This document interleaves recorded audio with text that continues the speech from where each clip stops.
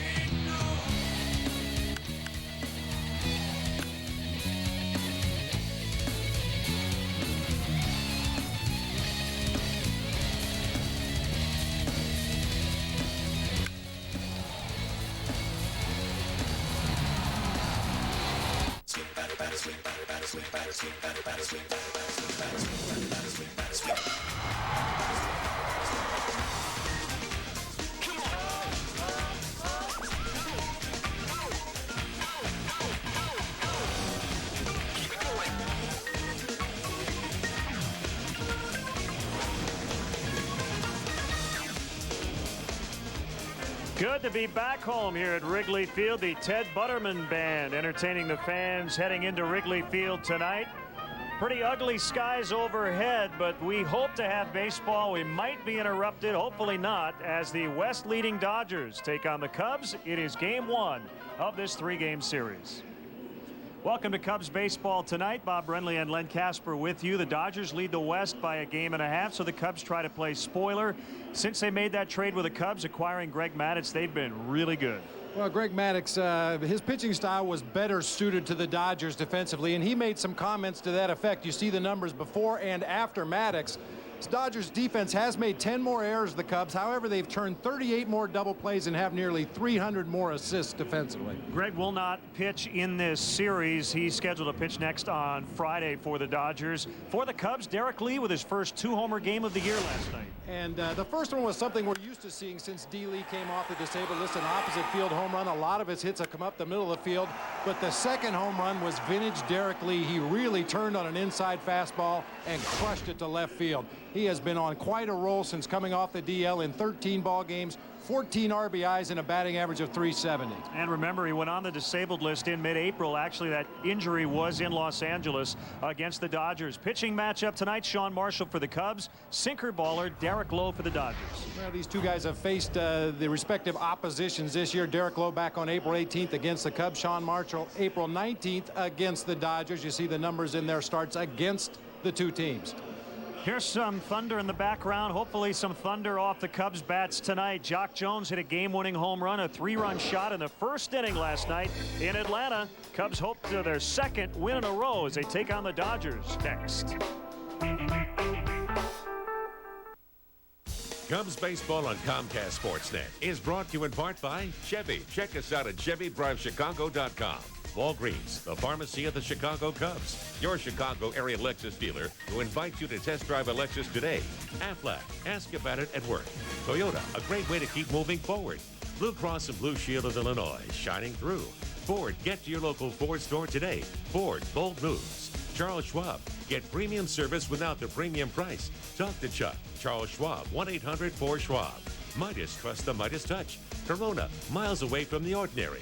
And by Southwest Airlines. With more flights to more places than ever before, Southwest is taking low fares farther. Visit southwest.com.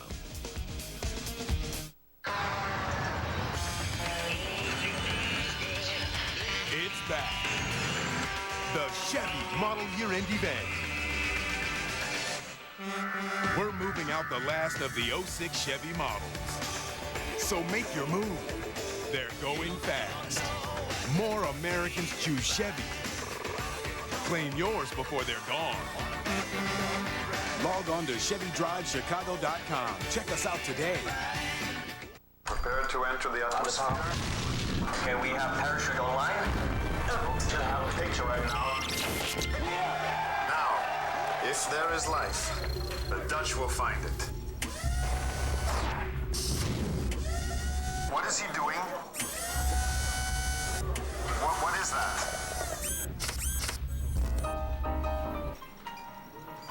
Now we wait.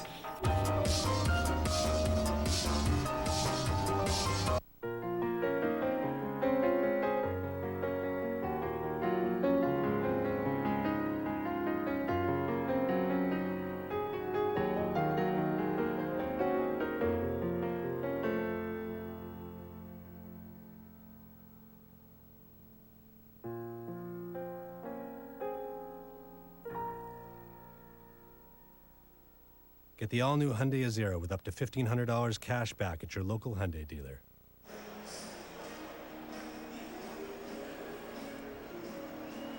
And welcome back to Wrigley Field tonight. The promotional giveaway tonight, the Wrigley Field Your Name and Lights marquee photo. There will be 500 random winners. So I guess we won.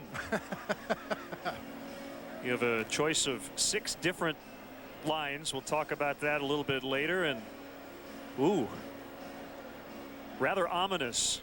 The skies, we've seen lightning, we've heard a lot of thunder in the area, but the tarp is off the field and Sean Marshall's getting ready to work. So let's check in on Grady Little's Dodgers Southwest starting lineup. 19 games for them left. They're a game and a half up in the National League West.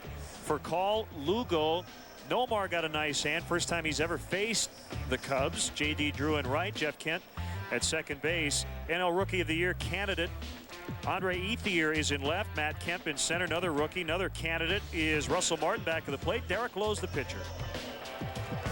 Take a look at the Cubs defensively, brought to you by Rico. Move your ideas forward with Rico dependability. Merton, Pierre, and Jones across the outfield tonight. Aramis Ramirez getting a night off. Scott Moore will take over at third base. Ronnie Cedeno at short. Freddie Bynum at second base. Derek Lee at first. Henry Blanco behind the plate for the left-hander, Sean Marshall.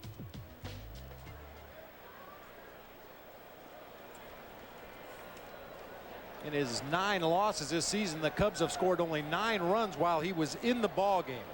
Could use some help from his offense tonight. And we are underway. Switch hitting Rafael Furcal, who has scored 98 runs. Talking with the Dodger people, they say he's their MVP. After a slow start, he's been red hot. This was on April 19th. Tried to bunt his way on. Scott Air flipped over Derek Lee, and there was a collision at first, and you know the rest of the story as Derek suffered a fractured wrist and has been on the DL twice because of it. And the Cubs season really went south from there. They were actually the Cubs won that game to go 9-5, but that was the high point. You would have never known it in the clubhouse after the ball game. However, deadly silent at Dodger Stadium, knowing that Derek Lee was probably going to be lost for a considerable amount of time. Derek is drifting over near the visiting dugout, and he makes a catch.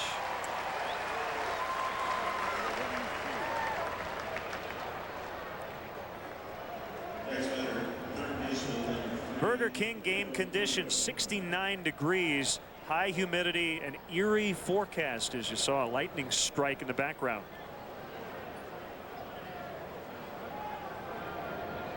Animals are starting to pair up 2 by 2. Nasty looking skies here above Wrigley. That's low on Julio Lugo.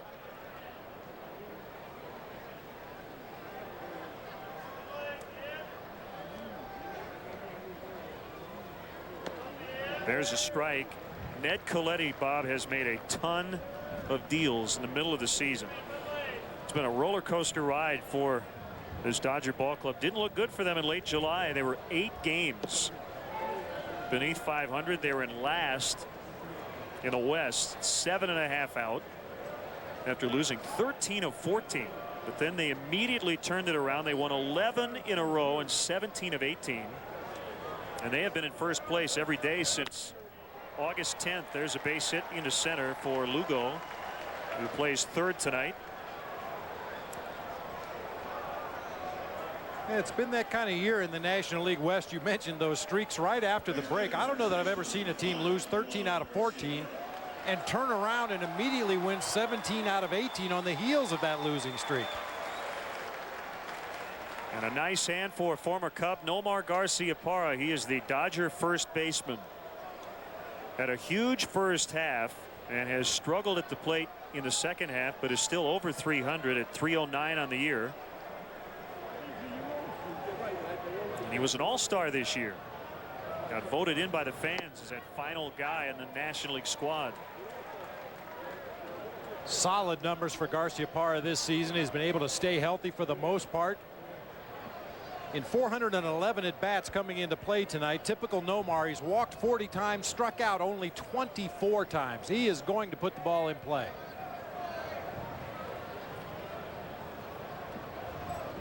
Has the same ritual at the plate. He's always had, tightening those batting gloves. On the ground, base hit. Past Ronnie Cedeno. 2 men on with only 1 out. It should be pointed out, Len, that the outfield grass will probably be very wet tonight. Balls that roll through that grass for any distance, probably going to be tough to get a good handle on it and throw the ball back into the infield. The infield dirt and grass itself is in pretty good shape, but I think the outfield is a little soggy out there in spots. Now J.D. Drew, a career .300 hitter with 14 home runs against the Cubs. Kick and the pitch by Marshall is fouled back out of play. This half inning of Cubs baseball brought to you by Empire Today. 800-588-2300.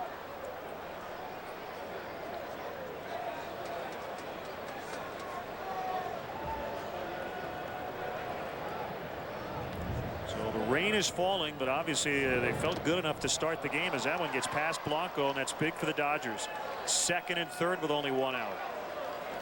And it's a wild pitch on Marshall. His 4th of the year.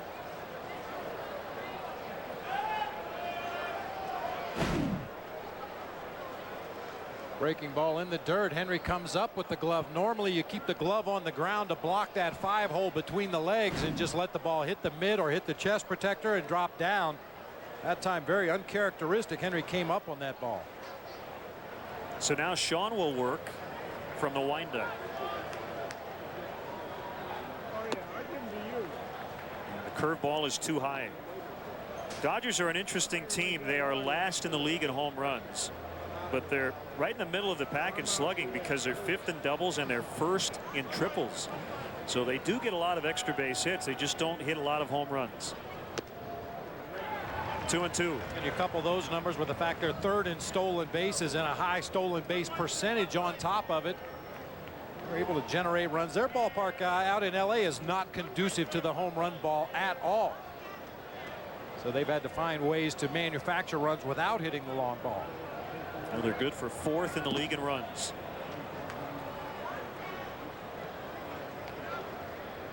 Three and 2 on J.D. Drew. Jeff Kent is on deck. And he owns 344 long balls. A pitch. Bases loaded.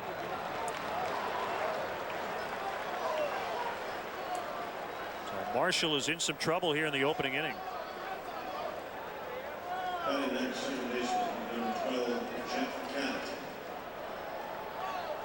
So Larry Rothschild is out. And Jeff Kent is certainly one of those guys who can't hit the ball out of the park. He has just 13 home runs, but has a lot of power. Has spent some time on the DL this year. You mentioned 13 home runs on the season in his career. 13 grand slams, hitting over 360 in these situations with the bases loaded.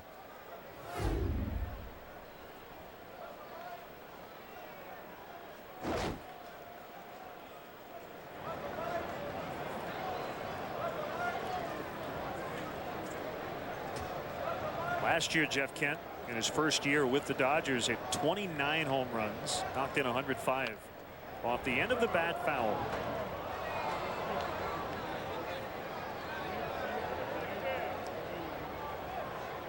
Well, Sean likes pitching at night. He's 5-3 under the lights with a .440 in the daytime. 0-6 with a .680. He has struggled since coming off the disabled list. This is his 3rd start. He's given up 9 runs his first 2 starts back in 9 2/3 innings, and the long ball has hurt him. He's given up 4. Raining a little bit harder now. And a 1-1 pitch, line drive, base hit into left. So Lugo's going to come in. Nomar will stop at 3rd as Merton's throw got all the way to the plate. So it's 1-0 Dodgers. And they're still loaded with only 1 out. First inning has been the most productive inning for the Dodgers this year. This is the 102nd run they've scored in the first inning. A lot of topspin on that ball into left field initially. Third base coach Rich Donnelly was sending Nomar, but as he tiptoed around the bag at third, Donnelly threw up a late stop sign. The base is still loaded here for the Dodgers. Now the guy everybody's talking about for the National League Rookie of the Year, Andre Ethier.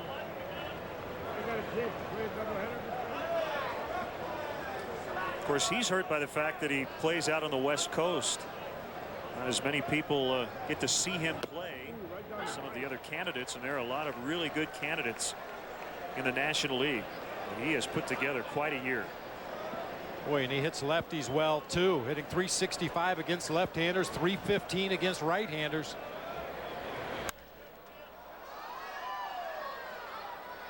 I think this is a good example of a young man who obviously was a prospect from the time he signed with the Dodgers up through the system.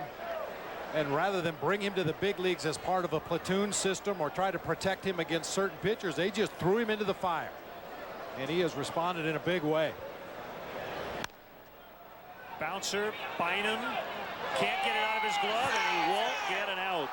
That ball stuck right in Freddie's glove. He couldn't get it out as he tried to start a double play. Everybody's safe, 2-0.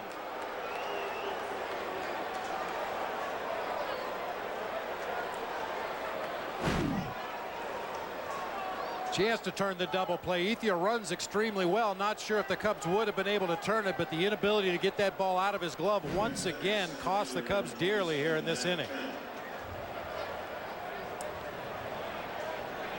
So an error on Freddie.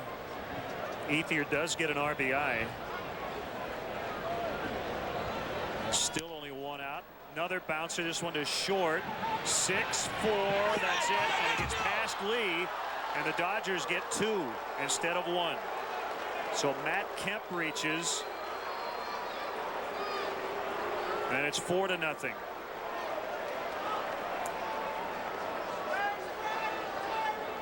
And another error on Freddie Bynum. It's 2 in the inning. A little contact at the very end of the play. You could clearly see Kemp was going to beat that ball at first base, but Freddie's throw is way wide of Derek Lee at first. Man. Now these are the kind of things Greg Maddux was talking about when he went to LA and said it's good to have a defense behind him that makes the plays and turns the double plays they should. Perfect example here in the first. Russell Martin hits a ground ball, and Moore gets a force out at second base. Rough first inning for the Cubs. They'll come up down 4-0.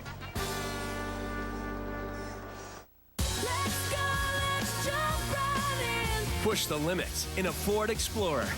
With a powerful third-row seat, it's the most versatile Explorer ever, while having more power and using less fuel.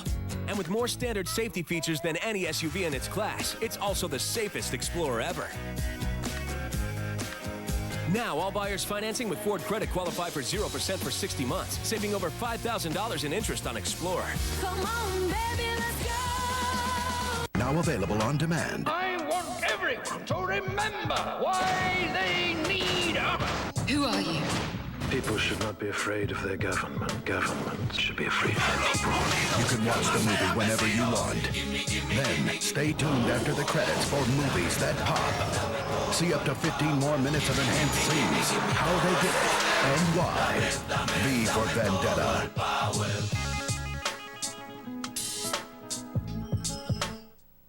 There's nothing like a family in business working together. Mookie, I want to tell you that there's always going to be a place for you here. Whenever I brought friends up or came up, there was that scent in our home, which I think most Italian Americans witness.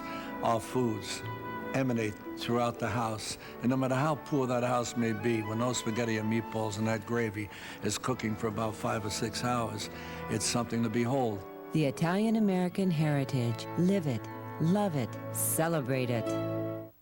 A Neiman Era, Sunday only on Comcast Sportsnet. Trying to sort everything out. It happened so fast in the top of the inning. 2 earned, 2 unearned. We know it's 4-0 Dodgers. Let's get the Cubs Southwest starting lineup as Derek Lowe takes the ball in the rain Pierre, Bynum, Lee, Jones, Matt Merton at left, Scott Moore with his second career start, his first at third base, Blanco, Cedeno, Marshall at the bottom.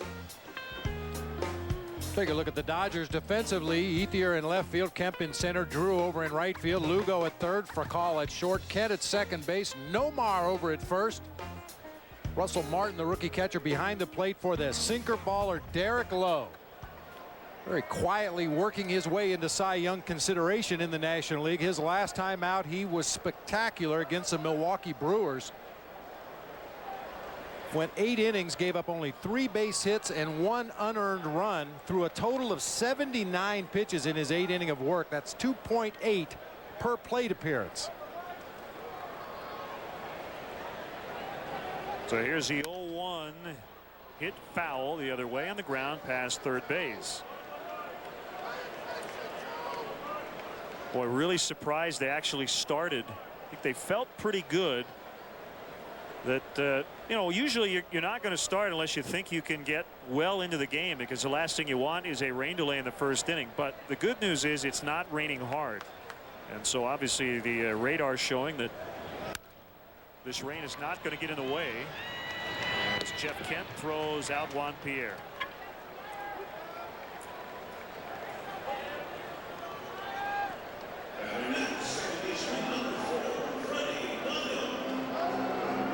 You know, down in the Cubs clubhouse before every ball game, they put out the pitching chart from that night's opposing pitcher, and it says what pitches he threw in what counts and what locations.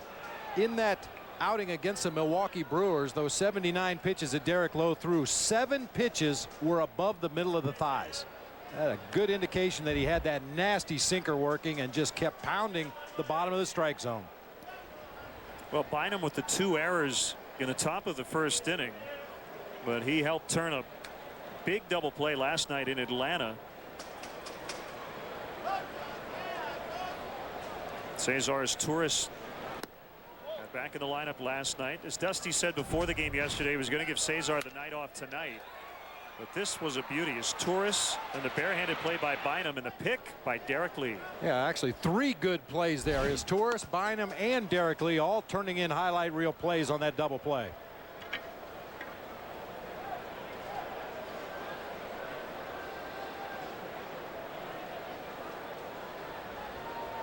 The 33-year-old righty deals, smacked into left center. So Freddie Bynum, he's going to try for 2. He better hurry, and he is safe at second. A hustle double for Bynum.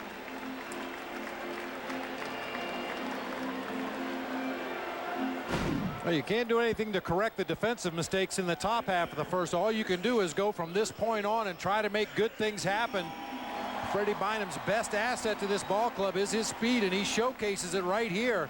Strong throw back in by Matt Kemp, a little bit offline. That allowed Freddie to get in with a double.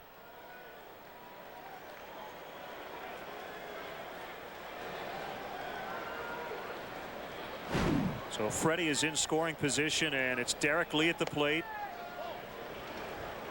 2 home runs for Derek. The other 3 at bats were strikeouts, but he knocked in 4 with the big blasts. That was a good night, and a very good night defensively as well. A 1-0 pitch. 2-0. Good numbers for Derek Lee against Derek Lowe.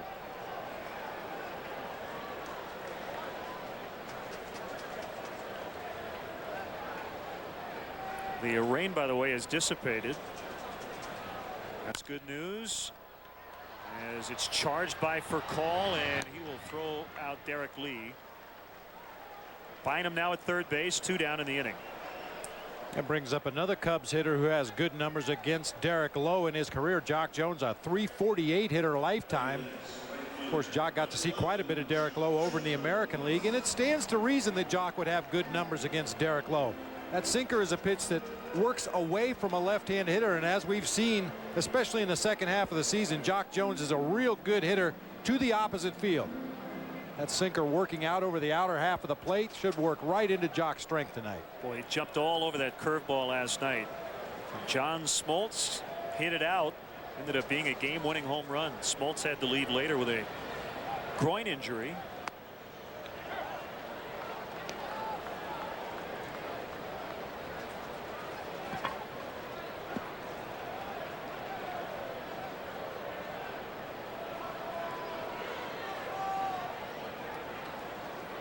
The wind and the 0-1. Over the breaking ball and missed the outside part of the plate.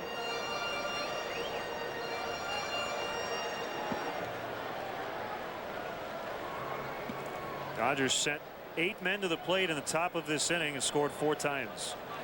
They were helped by a couple of errors by Freddie Bynum, who is now at third after a double, and he moved up a base and a ground out.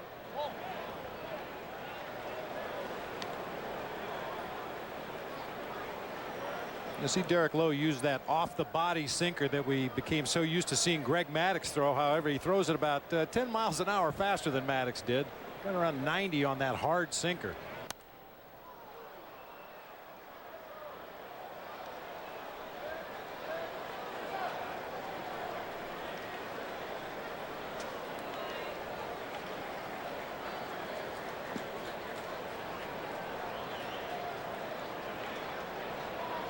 First of a 6-game homestand after the Dodgers. It's the Cincinnati Reds on Friday.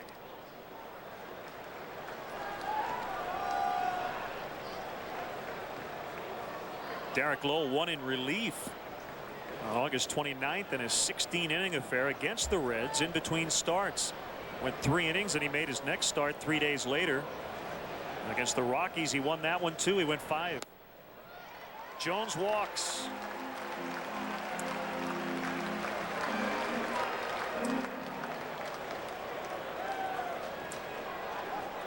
And Matt Merton will be the batter. 1 for 4 against Derek Lowe.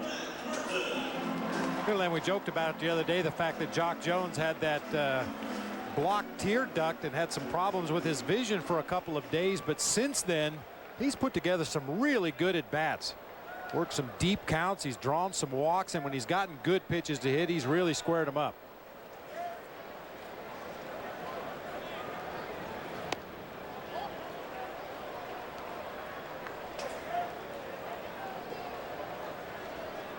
Now Matt 5 points away from 300, and he's looking to become the first Cubs left fielder since Rondell White 5 years ago to hit 300.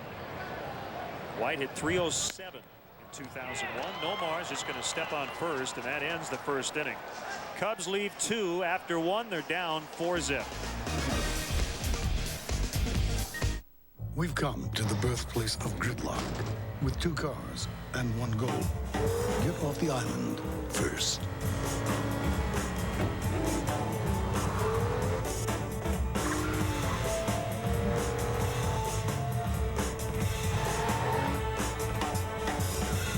The new 303 horsepower Lexus GS 350 with all-wheel drive. You can't lose. See your Chicago area and Northwest Indiana Lexus dealer. When it comes to planning for the future, trust Country Insurance and Financial Services to keep you moving in the right direction. With down-to-earth, straightforward advice, Country Insurance and Financial Services is always there to keep you on the right path.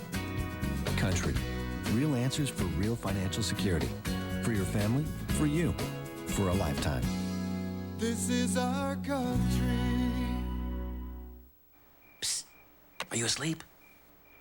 Okay, pretend I'm not here, but we still need to talk about insuring some of your assets for retirement. An annuity from AXA Equitable could guarantee income for life, so you can sleep easy. But what do I know? I'm just the 800-pound gorilla in the room. Night. Want guaranteed income for life? Ask for an annuity from AXA Equitable. Bears fans, when the game is over, turn to U.S. Cellular Bears Postgame Live for in-depth postgame coverage. Our all-pro crew breaks down all the excitement, complete with player grades and expert analysis. Plus, We're live outside the locker room with instant player reactions, inside the press room for all the post-game news conferences, and we'll have a preview of the next big matchup for the Monsters of the Midway. U.S. Cellular Bears post-game live after every Bears game, only on Comcast Sportsnet. 4-0 Dodgers. They got 2 unearned runs against Sean Marshall in the first inning, and it's going to bring up the pitcher to lead off the second, Derek Lowe. It is raining again.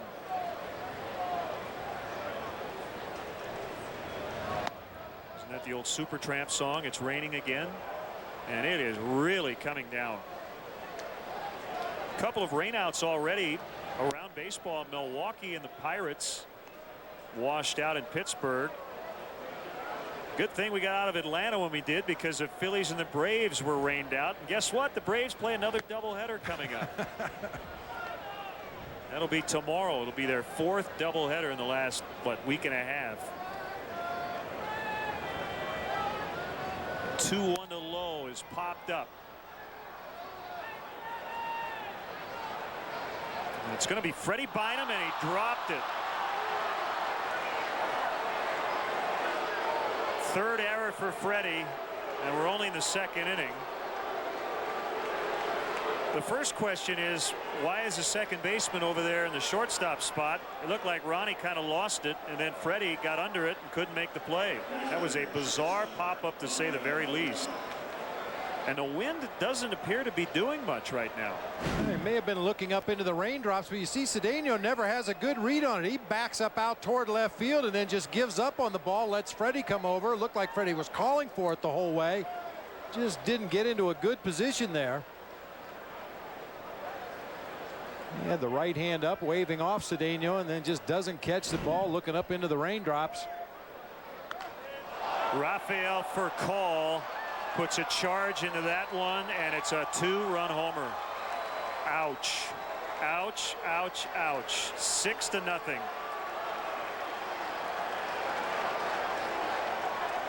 That is his 11th home run of the year. And boy, have they made the Cubs pay tonight.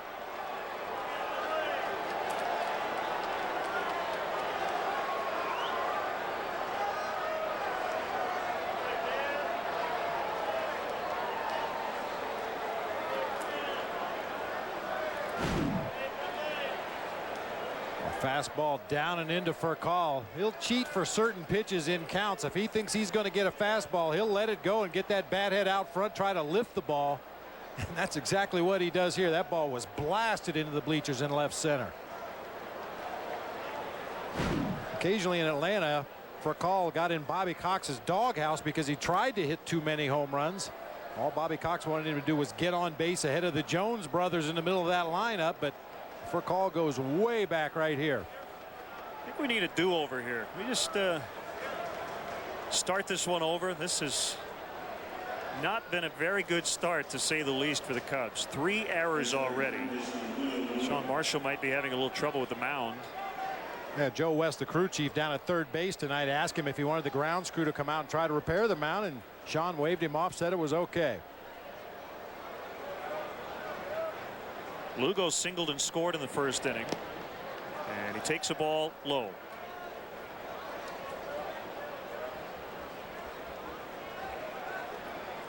Dodgers have had a lot of success here at Wrigley Field lately. They have won 4 consecutive series, and since 1999 the Dodgers are 17-7 here in the very friendly confines. All-time series goes back to 1890. Cubs are a game under 500 against the Dodgers.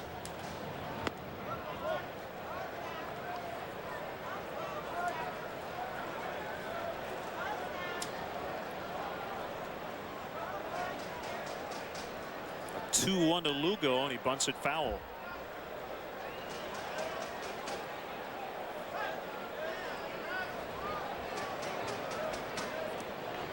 The Cubs played a very good game all around last night. To salvage a finale in Atlanta, they hit 3 home runs, made some huge defensive plays. Even though Aramis Ramirez committed a couple of errors, we showed you that double play earlier. Derek Lee had a very good night defensively, and they got a good start from Rich Hill. Good bullpen work.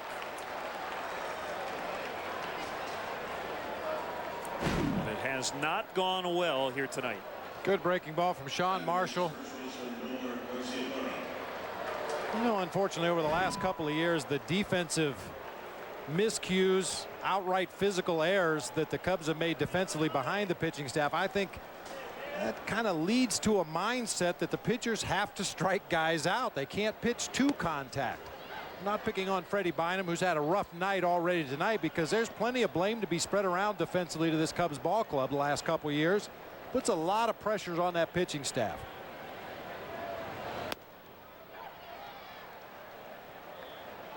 Nothing in 2 on Nomar. Signed a free agent contract in the offseason. Did not face the Cubs in April. He was on the DL to begin the year with a strained ribcage muscle and a rare strikeout for him. Back-to-back Ks since the home run.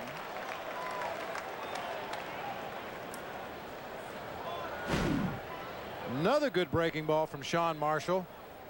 And visit to the mound by Larry Rothschild may have been just a reminder that, hey, use all your pitches.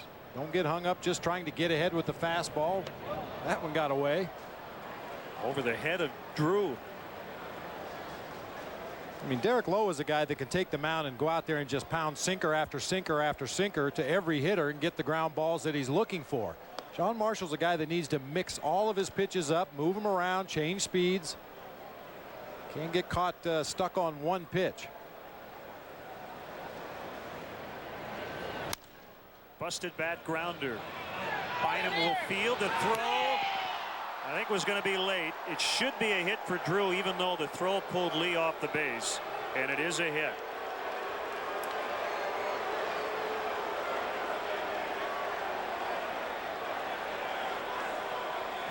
Well, the ball keeps finding Freddie Bynum.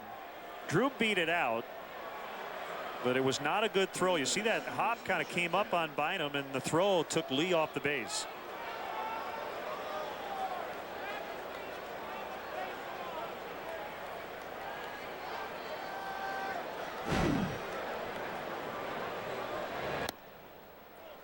Not to make light of it, but you know, we've talked about your 4-error inning, but it just feels like the ball right now is finding Freddie everywhere. And that's what it feels like for Freddie as well. I mean, defensively, the idea is you want the ball to be hit to you. And I know Freddie works hard on his defense every day. We see him out here taking ground balls, turning double plays. But you just get into a bad rhythm out there. You're just a tick behind the game, and the ball's always taking a bad hop. You're never getting a good grip on your throws, and it just continues to snowball downhill.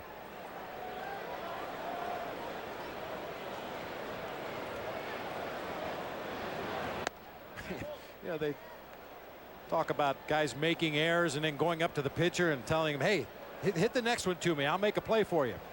I didn't feel that way. Now, maybe a legitimate infielder would feel that way, but when I was at third base, I didn't want to see the ball again the rest of the game, and they kept coming at me. That's a strike at the knees, and it's even 2-2.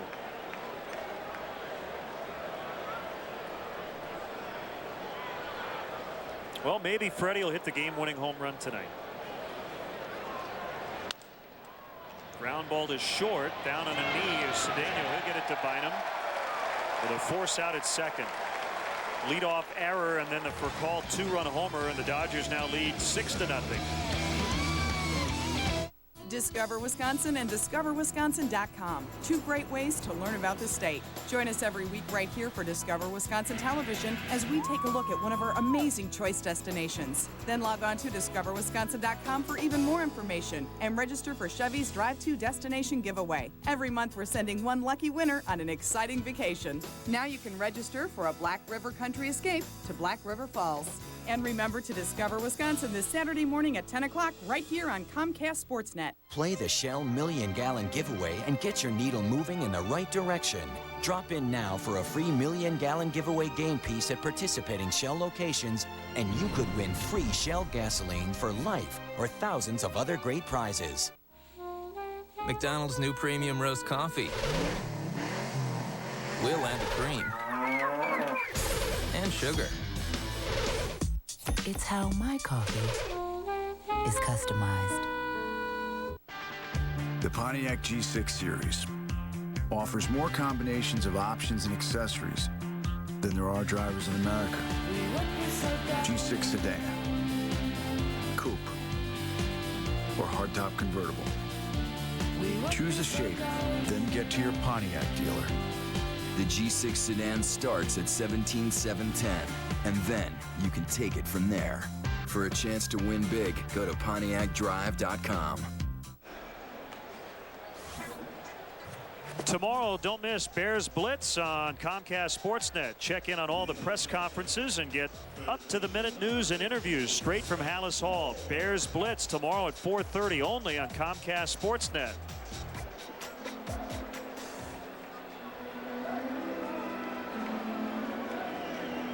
Six nothing Dodgers, and Derek Lowe, who is 7-1 with a .228 since July 29th, has a lot of room to work with tonight. Facing Scott Moore for the first time. Aramis Ramirez just getting the night off. This is only the 5th time all year that Ramirez has not been the starting third baseman. Other 4 times it was Nafi Perez playing third base. And tonight it's Scott Moore, whose other start came at first base on the last homestand.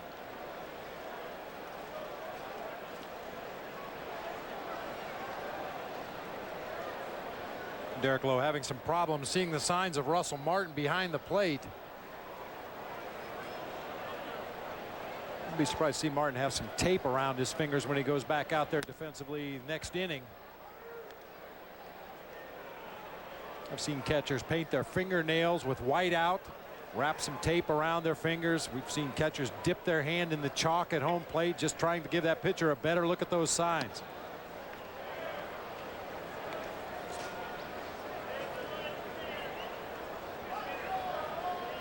The 2 runs the Dodgers got in the last half inning, 1 was earned, 1 unearned. Derek Lowe doing some manicure work on the mound, and the home plate umpire Ed Rapuano, I think, was asking him if he needed some help. He said, nope, I'm fine, got it covered. Well, we've talked about it previous games here at Wrigley, or any ballpark for that matter, when you have moisture on the field and the grounds crew comes out between innings and throws some of that drying substance out there on the mound and around home plate, and ultimately it end up clumping in your cleats, and there's really nothing much you can do about it. Bounced right back to Lowe. The underhand to Nomar, and they get the out. You know, the reports have been really good on Nomar at first base. Said he's done a nice job. Remember late last year when Ramirez had the quad injury, Nomar finished the year 3rd.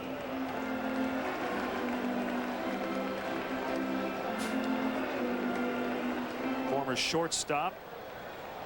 And he's done a really good job both ways for the Dodgers this year.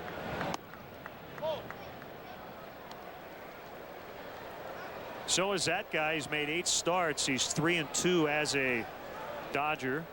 330 career wins. He's 10th on the all-time list. Fair ball past third. So Henry Blanco had 2 hits last night in Atlanta. Doubles in his first at bat tonight. He has now hit in 8 of his last 9.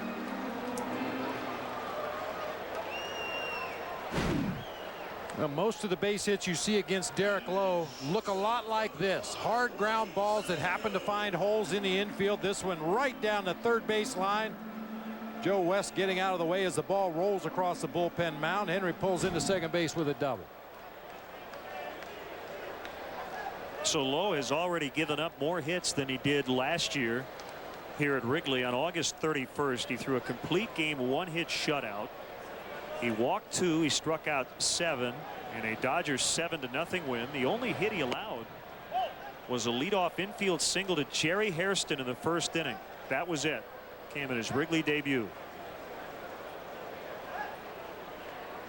It was his first career 1-hitter. He threw a no-hitter in 2002 with the Red Sox.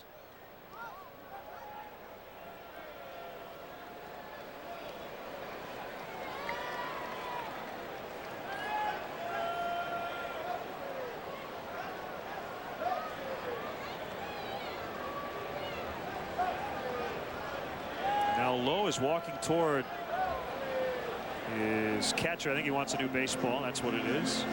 Well, the Cubs faced John Smoltz last night and Derek Lowe tonight. Those are two of the three pitchers in Major League history to record a 20-win season and a 40-save campaign. The other guy, Dennis Eckersley, a Hall of Famer.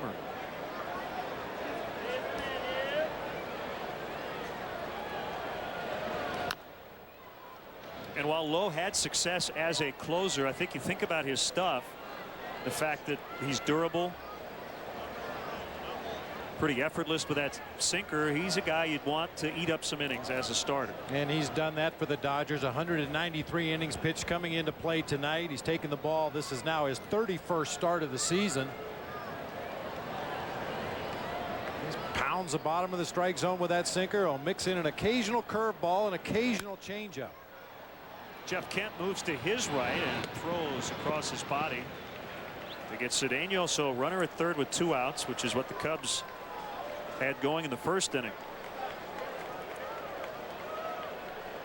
Hey, you think about a closer, more often than not, you'd like them to pitch away from contact. You'd like them to have some kind of a strikeout pitch, and Lowe with that sinker ball will get his share of strikeouts, but more often than not, the batters are going to put the ball in play on the ground. And boy, when you're trying to close out a ball game in the 9th inning and you happen to have a runner on base, those ground balls can find holes and turn a ball game in the wrong direction.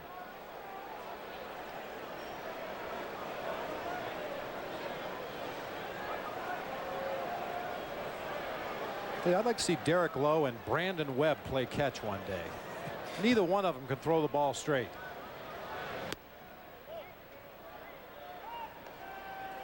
It'd be like 2 NFL quarterbacks. They would need somebody to catch for them. The throwing would be no problem. Mike the Vendor trying to stay dry tonight. Dry at the moment. Furcal has some time against Marshall, and he gets him. So the Cubs leave 1. They've stranded 3 through 2, and they trail 6-0. A lot of brilliant engineering went into making the Toyota Tacoma famously tough.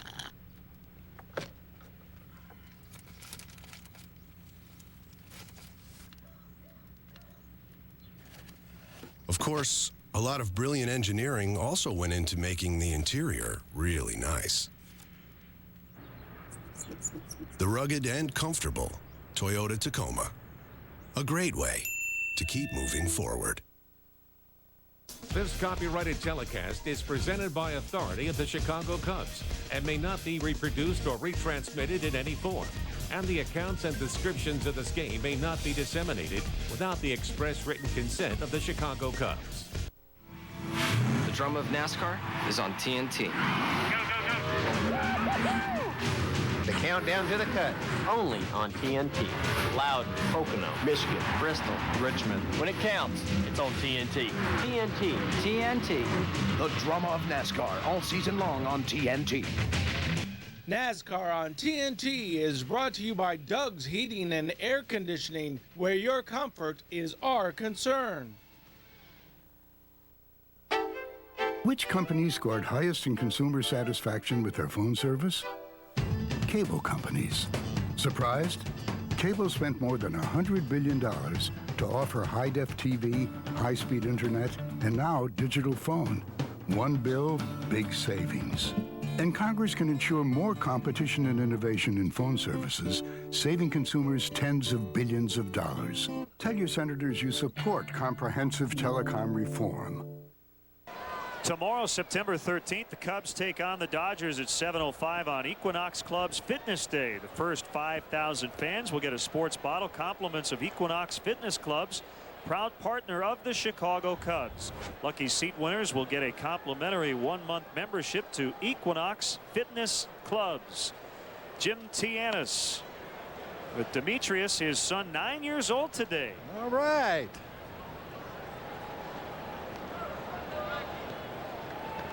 It's Dimitri Tianis.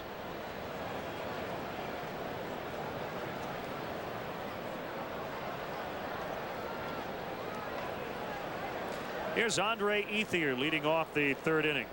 Reached on an error but picked up an RBI in the 1st inning. Bouncer past Marshall. Bynum scoops it up and throws him out. Gutough Freddie, very deliberate. And as a second baseman, you do have some more time, and he made that play cleanly. Some Bronx cheers here on the north side of Chicago. You want to be deliberate, make sure you make a good play, but you don't want to delay too long. These Dodgers, especially Ethier and some of the others in this lineup, are really getting down that first base line in a hurry.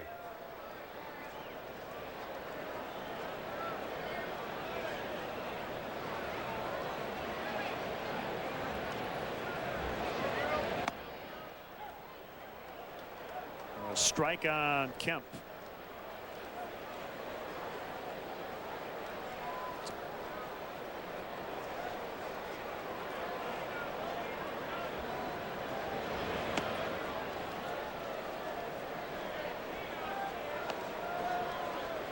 By the way, I'm really confused here, but Demetrius is Jim's nephew. It's his birthday.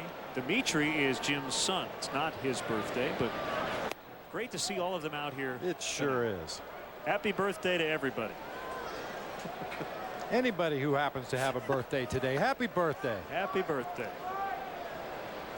I thought the first inning was confusing. Fouled away.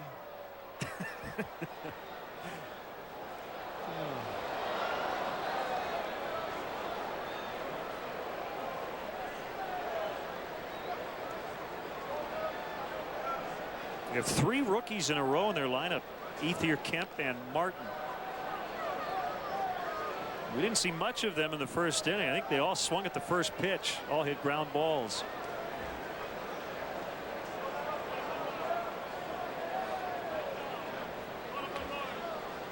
Kemp in there against a lefty. They have Kenny Lofton, former Cub, in center field as Jock Jones races over. Right field corner. Off his glove. Kemp toward third, and he'll stand.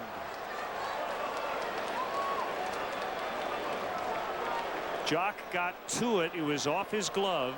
We'll see how they score it.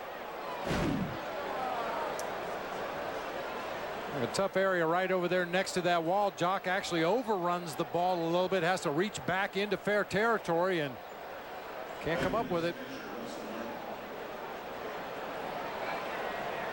It's an error on Jock. That's the 4th error. 3 by Bynum and 1 now by Jones. 3-base error, and Sean Marshall behind the 8 ball again. Infield in against Russell Martin.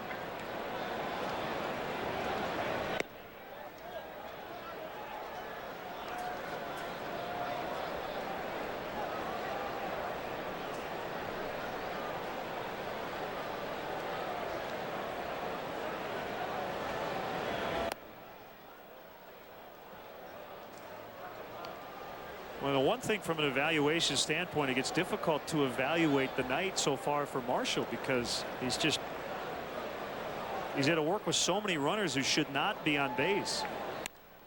And he gives up an RBI hit. Big turn by Martin at first.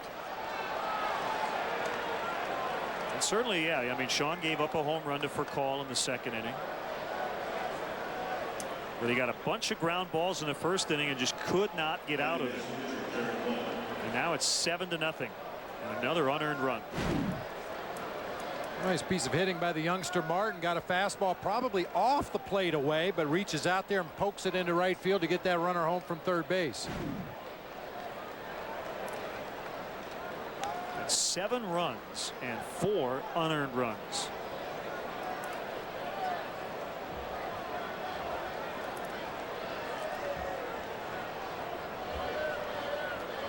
Jay Cook Yu is now up for the Cubs in their bullpen.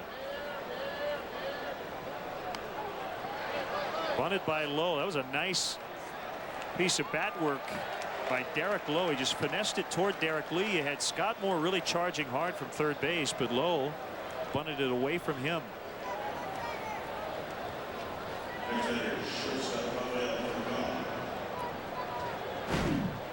For Lowe, this will be his 9th sacrifice bunt of the season.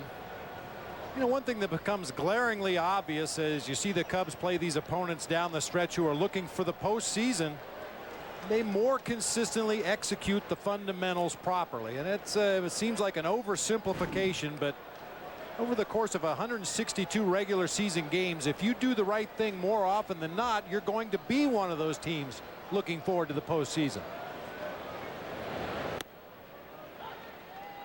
Curveball dropped in for a strike on for call.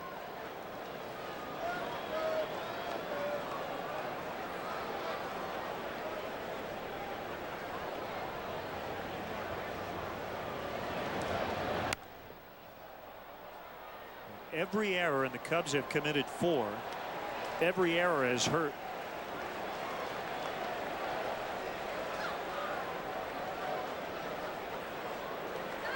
And the other thing about it, Bob, we alluded to it earlier, the Dodgers, they lead the league in on-base percentage. So you don't want to help a team like this that already gets on base a lot by committing errors to give up more base runners. Find him again. And he throws out for call. Another unearned run, 3-base error, followed by the Martin RBI single, 7-0. Thank you. How you doing? Oh, fine, thank you. 9, please.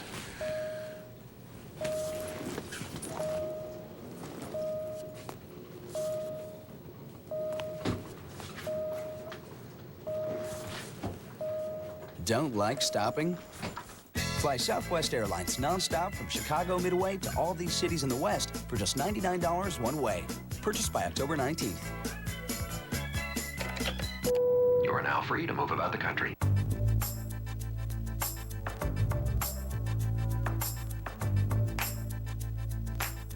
Whoever said change is good knows squat about making bourbon. For 210 years and 7 generations, we've stayed true to the original Beam family recipe. Here's the stubbornness.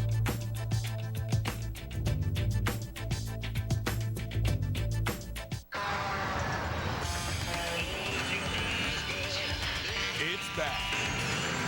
The Chevy Model Year End event. We're moving out the last of the 06 Chevy models. So make your move. They're going fast. More Americans choose Chevy.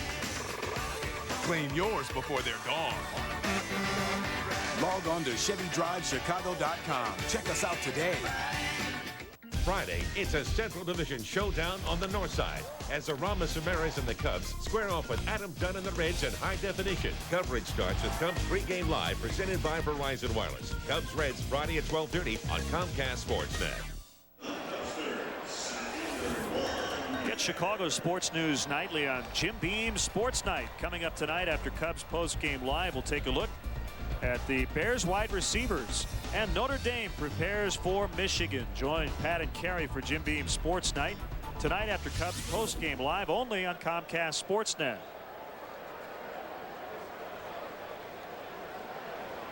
A lot of work to do.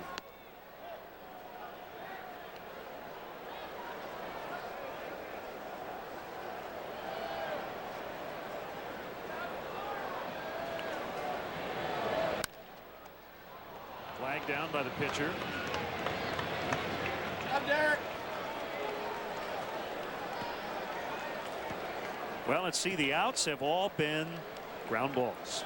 Not a big surprise.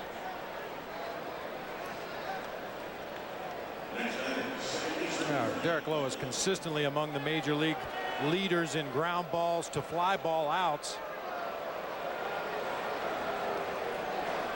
I have to think in that respect he'll benefit from having Greg Maddux around over there in that Dodger dugout. Maddux, a guy who lives and dies with that sinking fastball and has learned over the years how important it is for him to field his own position. Derek Lee, another sinker ball pitcher that figures to get a lot of comebackers. He has made 3 errors on the season. I think those were more a result of trying to make miraculous plays on some tough bunts down the third baseline rather than just throwing away balls at first base.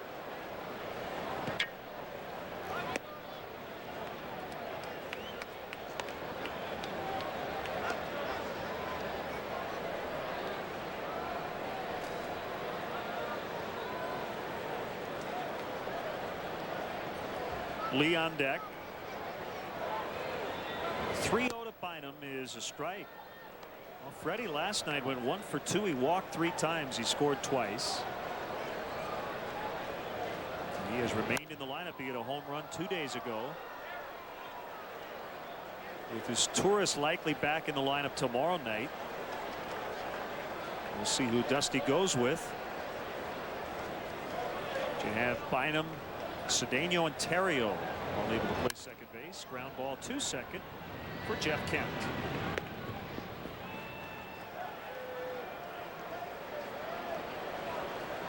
Now Lee bats with 2 outs and nobody on.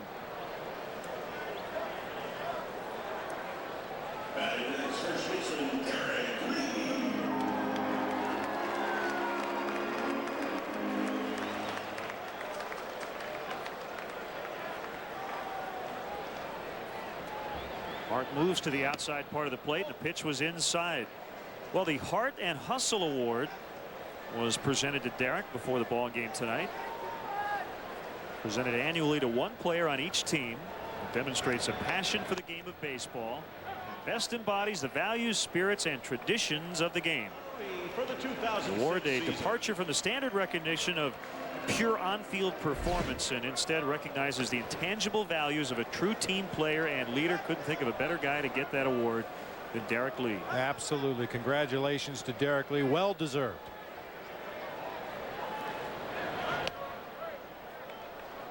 So 30 winners, 1 from each team, and 1 player will be chosen as a final recipient of the Hart and Hustle Award. And it is voted on by the over 3,000 members of the MLB Players Alumni Association.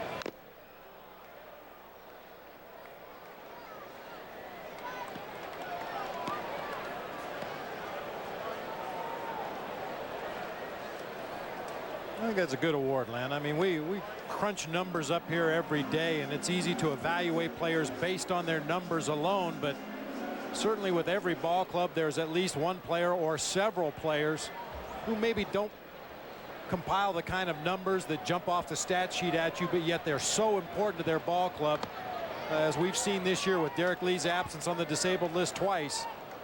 This guy's about as close to irreplaceable a player as there is in the game, at least with this particular Cubs team. I think you make a great point. I'm certainly guilty of looking solely at the numbers, but yeah, it falls under that category of the intangibles. And you hear so much about a winning ball player, and Derek Lee certainly is one of those guys. Lugo will throw him out, and it's the first 1-2-3 inning for either pitcher tonight. Lowe is cruising. His team leads 7-0. Good things go fast. Real fast. The Polaris factory authorized clearance going on now until September 30th. This is your only chance to get a free Polaris winch. Plus, payments as low as $49 a month. Plus, rebates of up to $500 on the legendary Polaris Sportsman and Ranger utility vehicles. Find your dealer now at PolarisIndustries.com. This event won't last, but your new Polaris will. Polaris, the world's toughest ATVs.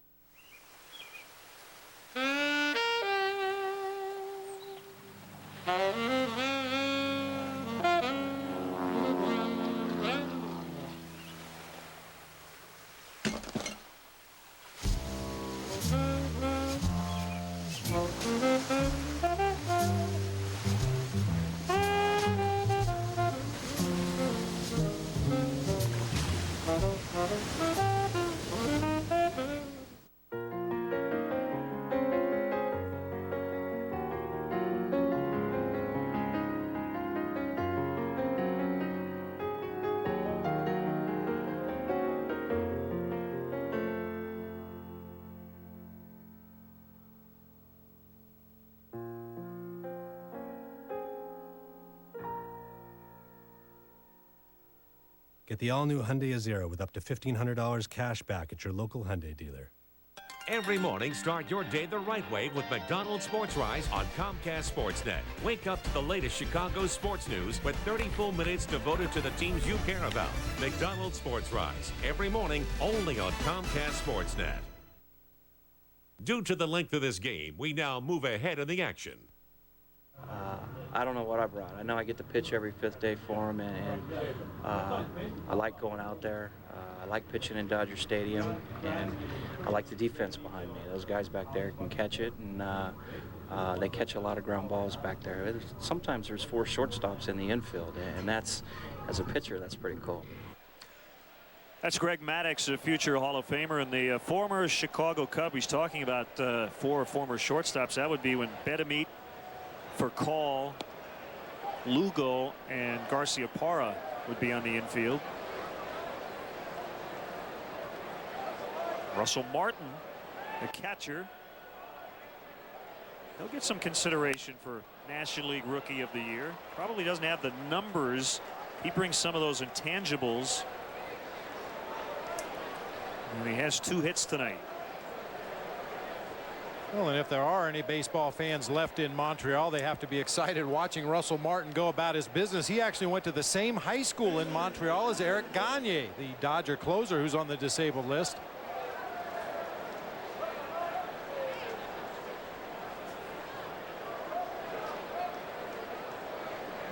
That would be Polyvalente Edouard Montpetit High School in Montreal. Nicely done.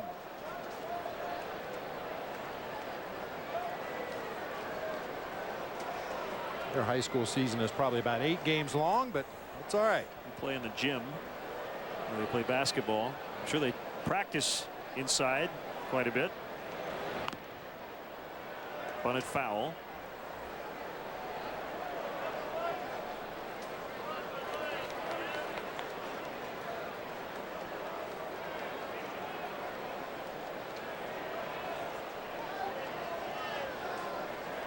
Impressive thing about Martin, other than his offensive numbers, was hitting .291 coming into play tonight. He's got some homers, he's got some ribbies, he steals bases. He has 10 stolen bases on the season for a catcher. Nice sac bunt once again by Derek Lowe, moving a runner into scoring position for the Dodgers.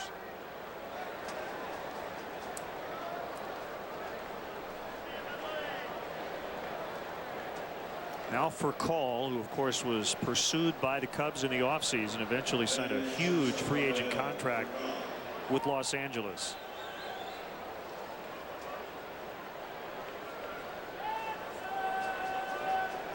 $3 years, $39 million. Again, spurned the Cubs as a free agent, was offered 5 years and at least a reported guaranteed minimum of $47.5 million. But he chose the Dodgers instead over the Cubs and the Braves. Got fewer years and more per season from the Dodgers. Signed originally by Atlanta back in 1996. He started switch hitting the following year in '97. Rookie of the Year in 2000. All-Star in 03. In fact, he beat out Ozzie Guillen to make the Braves out of spring training in 2000.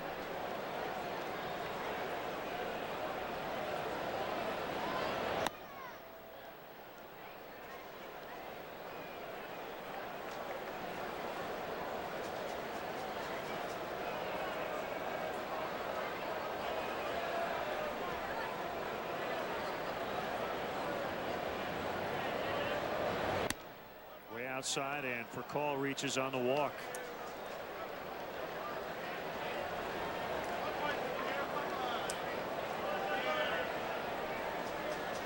So the line for Sean Marshall tonight: 3 2/3, 6 hits, 7 runs, 3 were earned. He walked 4. He struck out 2. He gave up 1 home run. Through 79 pitches, 44 were strikes. So another short outing for Marshall.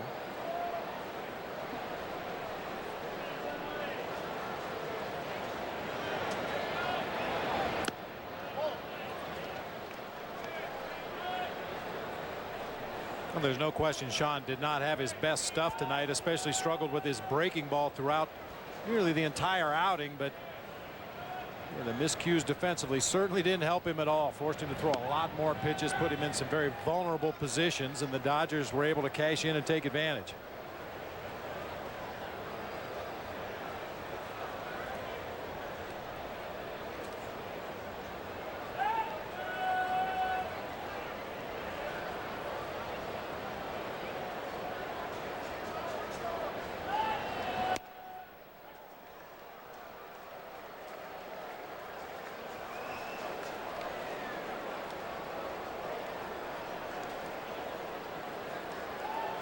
One of the many rookies on this staff at the moment. Signed out of Korea in 2001. He's 23. Blocked by Blanco.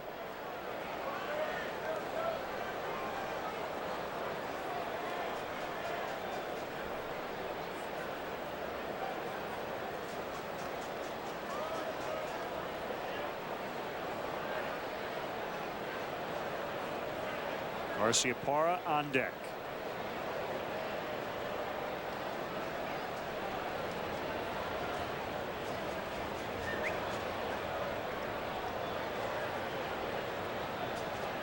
Kick and the 2-2 pitch. It's in tight. Full count.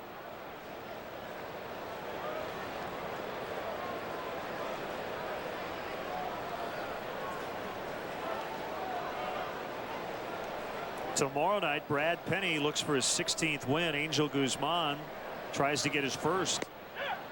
Called strike 3.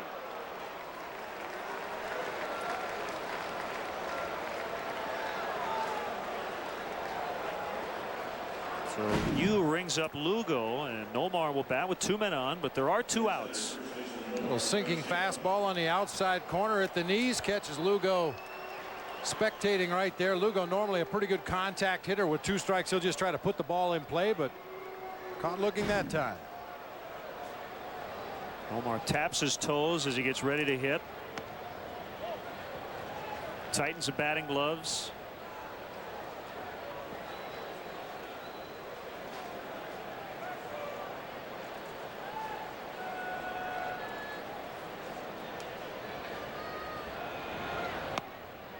But on the DL twice this year. The ribcage injury early, a right knee sprain in late July, early August. And making the All-Star team this year, 6th time he's been an All-Star. Said the ovation he received the first day he played at Wrigley Field as a Cub a couple of years ago, something he'll never forget.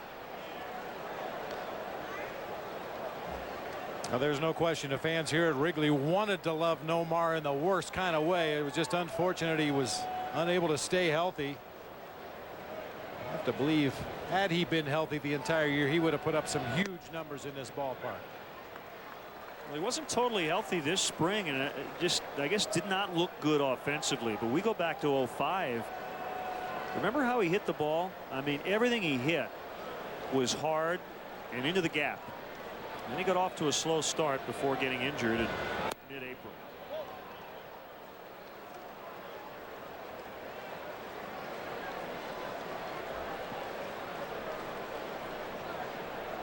And again, this is the first time he has ever faced the Cubs. Runners go, and on a 3-2, Nomar strikes out for the 2nd time tonight. And Yu works out of it. Gave up a hit and a walk, but no runs. Still 7-0.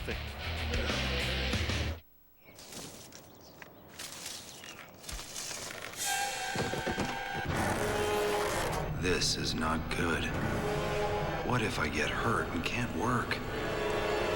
Wait, I have Aflac. They give me cash to help pay for groceries, the car, even the cable bill. Lucky me. Aflac. Ask about it at work.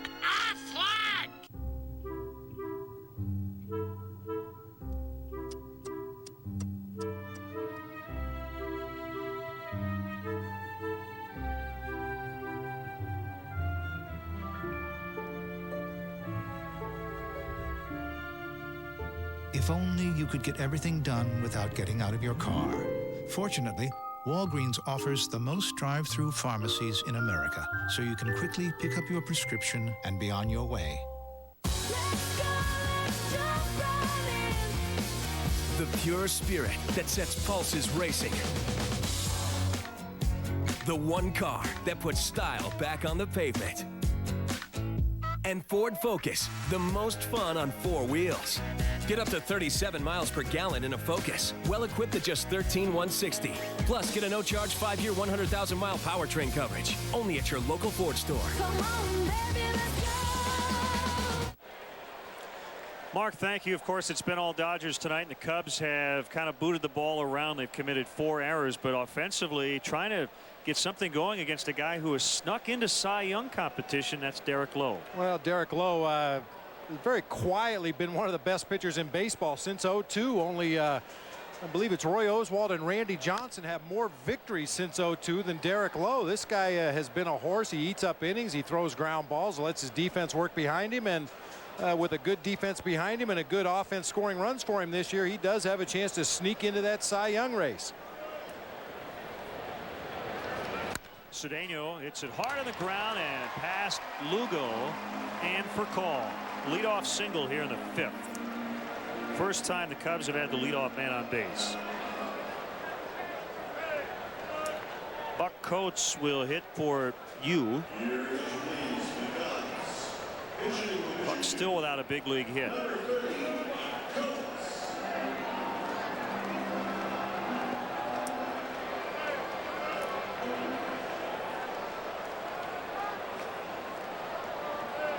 All 7 of his at-bats this year coming as a pinch hitter. Well, that's a tough way to go about your business as a young player, a guy that's used to playing every day, getting 4 or 5 at-bats in the minor leagues. Coming off the bench cold, trying to make it happen. For call with that cannon, but the throw airmailed. In fact, goes out of play over the visiting dugout. That should be the first big league hit for Coates. It'll be an error on for call on the throw. It is. So Buck Coates with his first major league hit.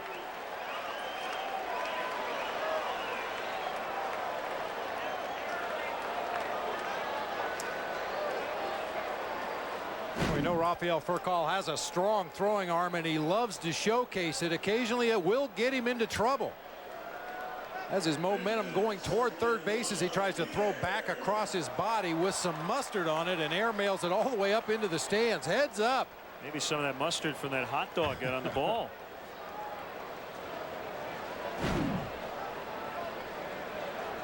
Best chance for the Cubs, 2nd and 3rd, no outs as they try to get back into this ball game.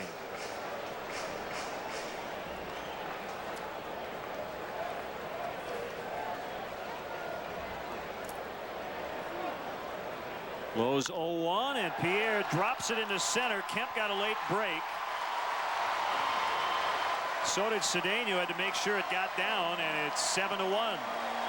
Pierre with his 180th base hit of the year, and it knocks in the first run tonight.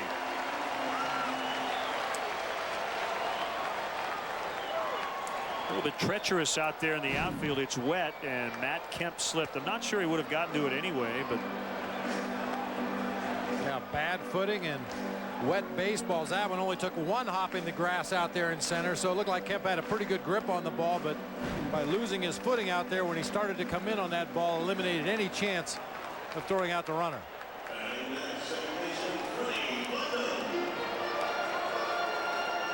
Freddie Bynum has had a very rough night defensively, but is 1 for 2 at the plate.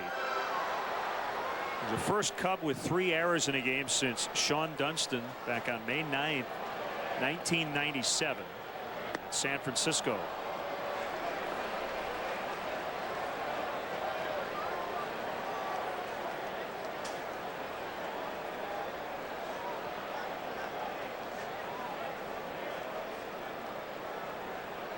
Some errors don't hurt you. Every error the Cubs have made tonight has hurt the home team.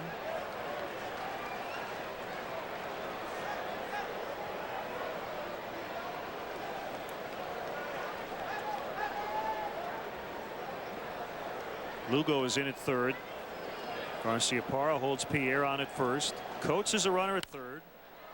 Base hit past Pierre. Bynum knocks in the 2nd run, and Pierre's going to end up at 3rd. 4 consecutive singles to start the inning. And now the home run hitter's coming up.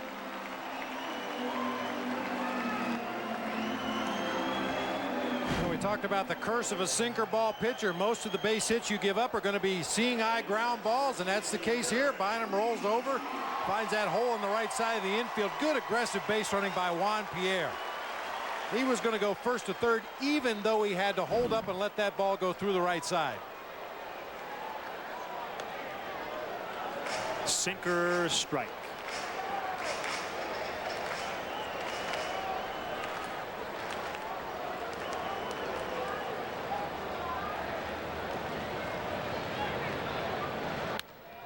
Derek Lee lines it into right center. Pierre's going to come home. Bynum to third. 7-3. 5 straight hits.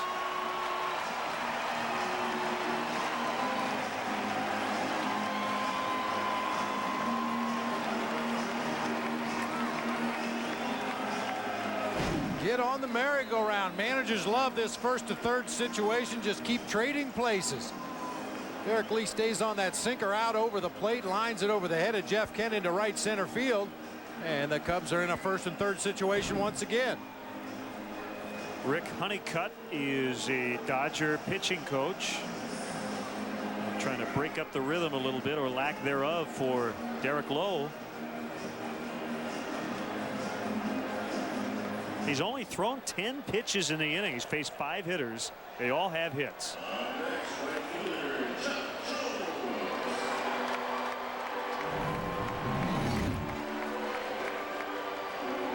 We haven't seen Lowe throw much of anything but that sinker since the second inning of this ball game. Once he had the big lead, he just continued to pound away at the strike zone with that sinking fastball. And the Cubs in this inning have found some holes, and a couple times have been able to elevate that sinker for base hits. Little cutter that time. He'll use that pitch against the lefties, especially guys like Jock Jones, who are susceptible to that slider down and in. He'll run that cut fastball right in on their hands. Bynum and Lee are the runners currently.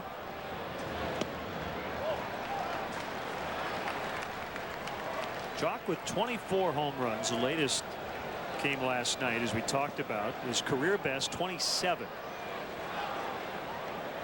Which he set back in 02 as a Minnesota Twin. Kick and the pitch. 1 ball, 2 strikes.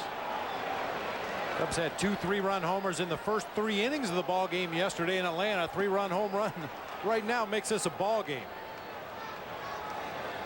He's hit 19 of his homers at night. 20 have been off righties. Kicks away from Martin, and Lee's trying to get to second. He's in. Bynum holding at third. Takes away the force play. There's a wild pitch.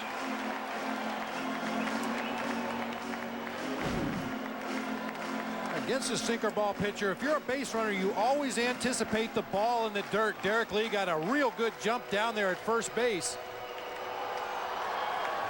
Read the trajectory of that pitch, get a good jump. Derek Lee does. Unfortunately, the throw by Martin is just high enough to let him slide in under the tag. Jones strikes out. That's the first out.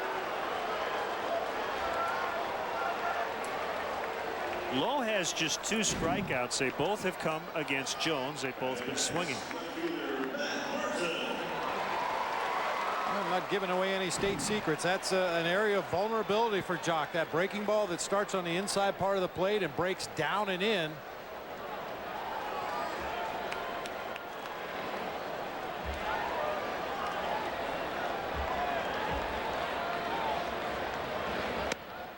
Inside on Merton. 3 runs in. As the Cubs are trying to storm back.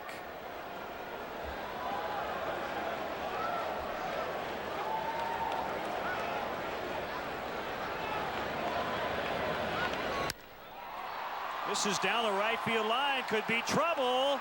Fair ball. Merton to second, and 2 are in. 7-5.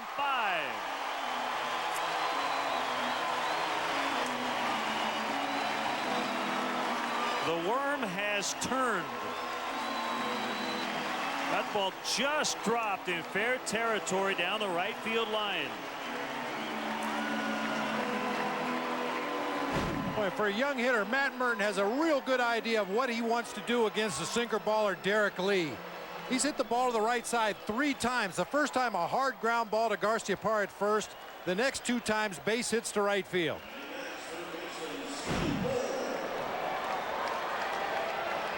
And there will be action In the Dodger pen, left-hander Joe Beimel is climbing the hill at the moment. That is his first toss. Still only one out. The tying run is at the plate, believe it or not, here in the 5th. 6 hits, 5 runs.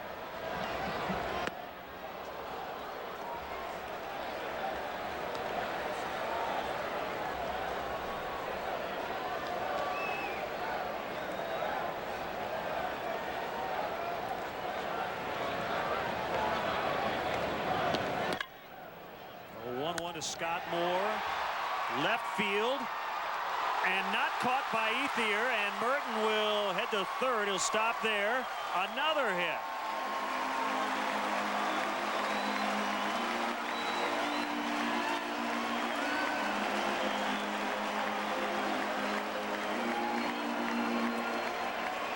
Kind of a tentative approach out there in left field by Ethier. We've seen his speed on the bases.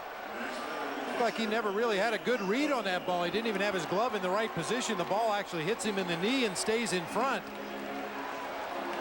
Merton not sure which direction to go. It looked like Ethier was going to be able to come in and make a sliding catch, but as you could clearly see on that replay, he didn't have a good beat on that ball. He must not have seen it at all.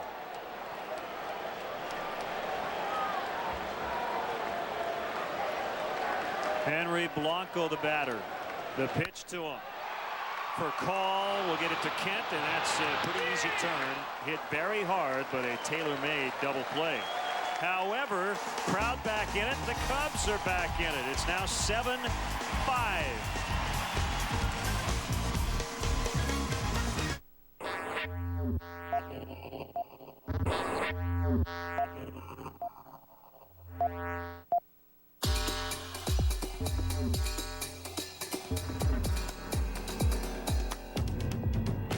On December 17th, Range Rover Sport experienced rush hour 200 feet beneath Tokyo. See how at LandRoverUSA.com. Designed for the extraordinary, the Range Rover Sport by Land Rover. Menards is the place where you'll always save big money. Protect trailers, boats, or cars with a 7-foot-high Versatube steel shelter. They feature slip-fit connectors for easy assembly. A 12 by 20-foot model is $759. A 20 by 20-foot unit is $1,119. Store smaller items in a storage shed from Arrow. The 10 by 8 Hamlet is $199. The 10 by 12 Arlington is only $267. Both come with a free metal foundation kit. Save big money at Menards. Visit your neighbors at Blackhawk State Bank. Blackhawk State Bank is locally owned and operated. You'll find a friendly face waiting for you at every branch, waiting to greet you and provide you with courteous service. It's no wonder you feel like you're banking with your neighbors, 'cause you are. For all your banking needs, visit your neighborhood bank, Blackhawk State Bank, with 8 convenient full-service locations and 22 ATMs to serve you. Blackhawk State Bank, member FDIC, equal housing lender. Every Wednesday and Thursday at 4:30, only on Comcast Sportsnet. Due to the length of this game, we now move ahead in the action. Don't miss a second of the action. Watch every Cubs broadcast online from MLB.tv. Sign up now exclusively at Cubs.com. Cubs.com, where baseball is always on. Brett Tomko is on to face Jock Jones. Got a big chunk of the catcher Martin. Like I got him on the inside of the right ankle as you get a look at Tomko's numbers on the season. He's been real good for the Dodgers since moving into the bullpen. He's 2-0 with a 2.21 ERA as we get another look here. Oh, inside of the right ankle. A little bit of padding there. Not as bad as it could have been.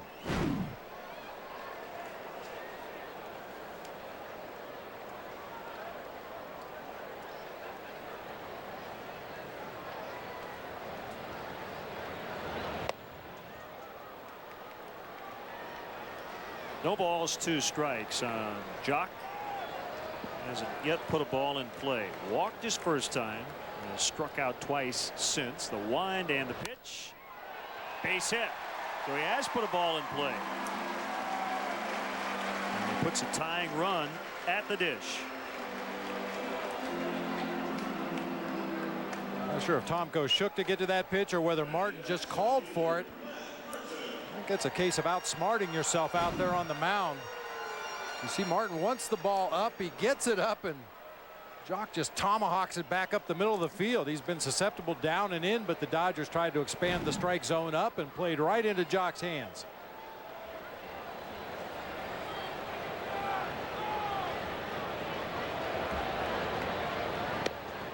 A little tussle between teammates tonight in Cleveland.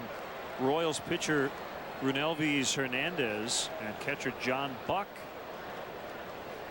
threw some punches in the dugout during their game against the Indians. Not sure why. They went at each other, threw some punches. They were separated by teammates and coaches. Quick snap throw, and Jock is back in time. Well, it's that time of year for a ball club that was 54-90, 32 games out in the American League Central going into play tonight. There's an old saying in baseball this time of year, you're just 3 weeks away from picking your own friends.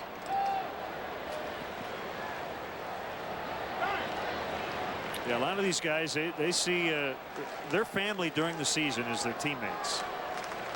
They see their teammates a lot more than their real family.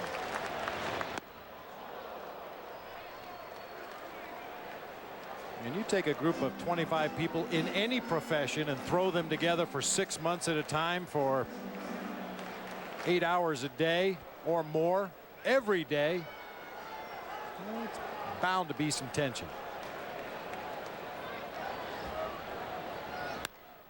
Fouled off by Merton. The ball ended up out of the ballpark over the roof above the second deck.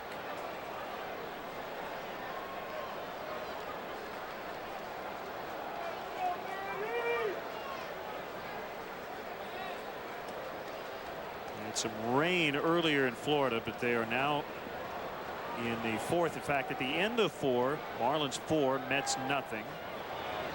Big game tonight in Cincinnati. The Padres, who lead the National League wild card, 4-4 with the Reds in the middle of the 10th.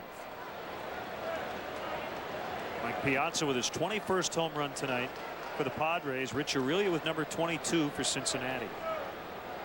Runner goes. Here's a throw, and that was ball 4. So Merton is on.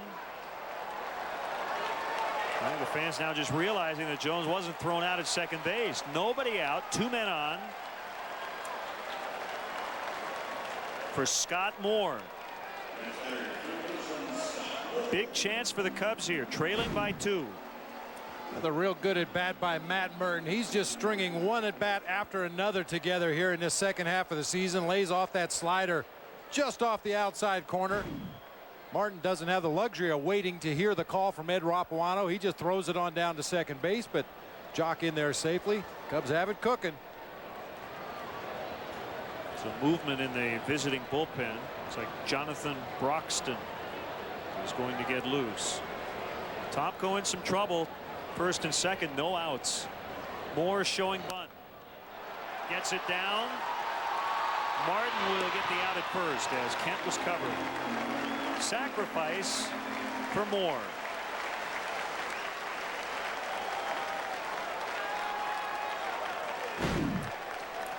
A nice job by Scott Moore. Get that ball toward the third base line, far enough away from the catcher that he can't get the play at third. You could see Lugo had come way in from third base, so the only play that Martin has is to go on to first. Nice job, Scott Moore.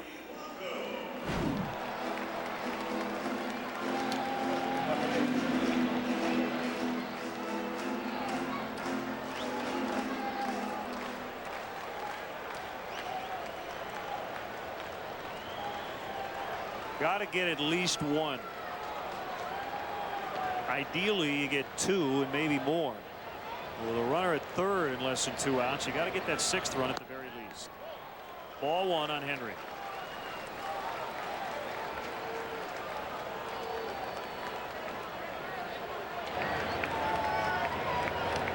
Saw Bob Howery with the final 3 outs in a non-save spot last night in Atlanta. 2-0.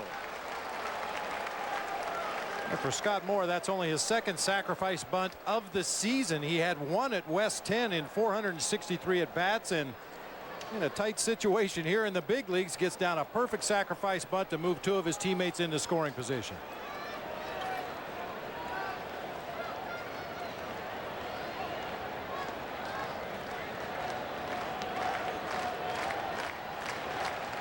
Pitch to Blanco, strike, make it 2-1.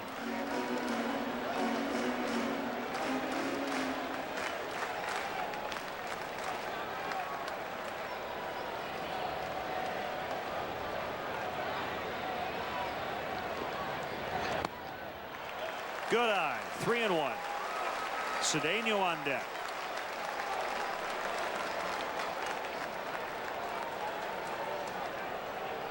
Tim Hamulak, a left-hander, has joined Broxton.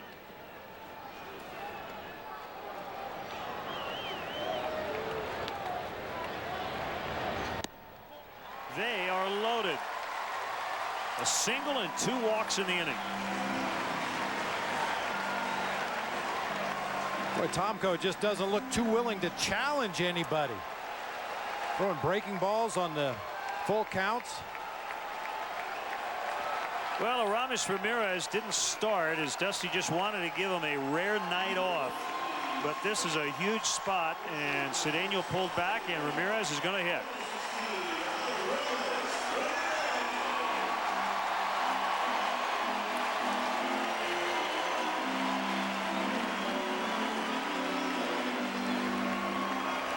Brady Little with a long, slow walk to the mound. Got to figure he's going to go with the right-hander Broxton. Going to pull a right-hander Tomko.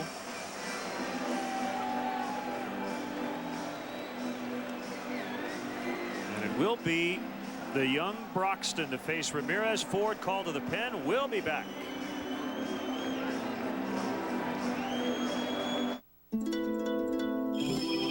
As beautiful as a drive can be, the most beautiful part of it will always be the part where you arrive safely. The Volvo XC90 SUV and the all-wheel drive Volvo XC70 Cross Country.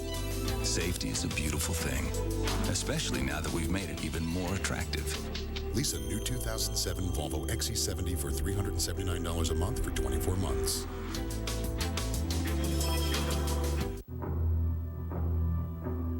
Heat. Enemy of engines.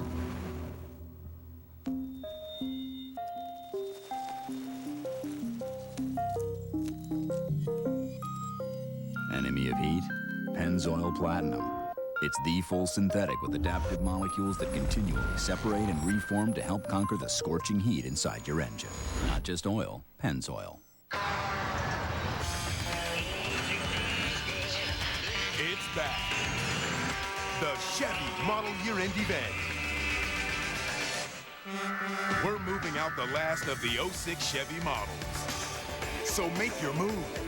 They're going fast. More Americans choose Chevy. Claim yours before they're gone. Log on to ChevyDriveChicago.com. Check us out today.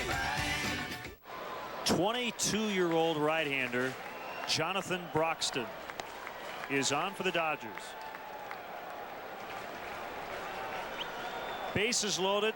The pinch hitter Aramis Ramirez. Cubs down 2 here in the 7th.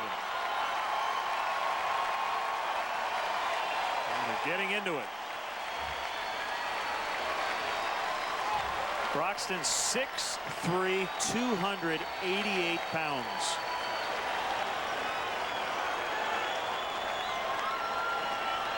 Set the runners for you. Jones, Merton, Blanco, third to first, respectively. Here we go. High for ball 1. Good heat from Broxton at 94. He's only given up 2 earned runs his last 19 innings of work. Inheriting 3 runners tonight.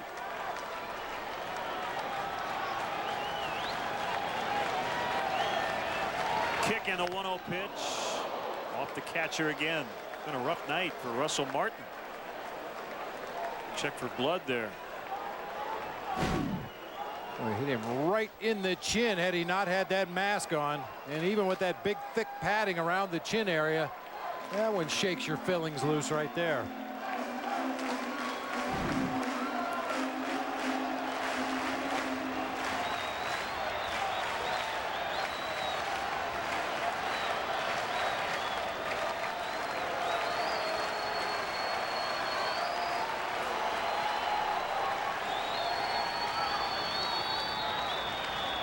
The 1-1 to Ramirez, deep to left.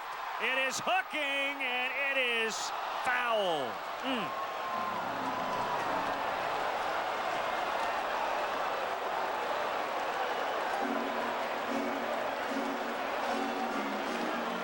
Off the bat, I thought it had home run distance, but it did not. Came up a little short, and he pulled it foul. What's your reaction to the fans? They thought it had home run distance as well. Just hooked foul down that left field line. No wind to speak of right now. He just was out front a little bit too much.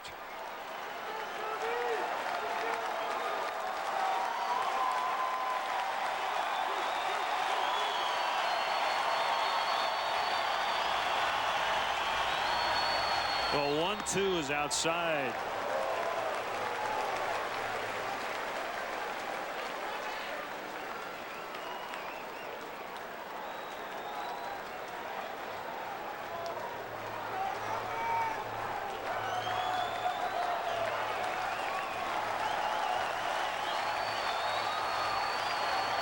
Brings up a 2-2 pitch. Base hit. Jones is in. Merton following. And we're tied. How about that? Cubs were down 7-0. They have come all the way back to tie it. And Ramirez in a rare pinch hitting role with a 2-run single. Tommy Lasorda doesn't like it, but everybody else does. For Ramirez, only his second pinch hit at bat of the season. He had a hit and an RBI the last time he pinch hit, a hit and 2 RBI here to tie up the ball game.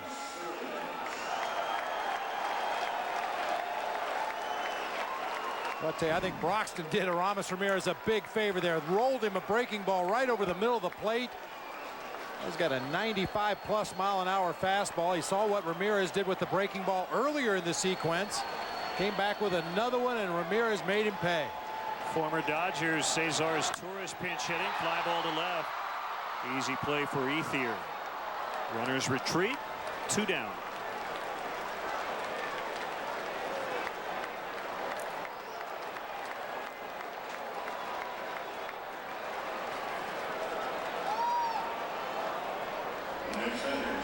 Here's Pierre.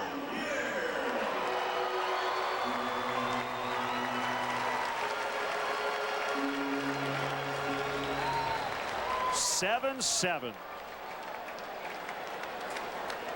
Well, who would have figured this? They were down not only 7-0, but facing Derek Lowe, who was 7-1 in his last 8 decisions. They really got to him in the 5th.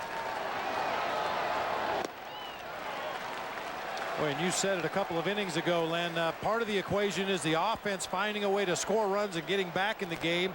The other part is the bullpen slamming the door on the Dodgers offense. And Jay Cook, Will Oman, Michael Wirtz, 3 1/3 innings of one-hit shutout baseball in relief of Sean Marshall so far today.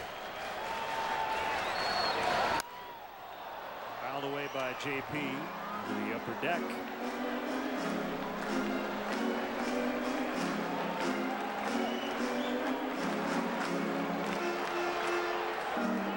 You got to figure the Padres in Cincinnati were looking at the scoreboard and thinking, oh man, we got to win tonight just to keep pace. And it was 7-0.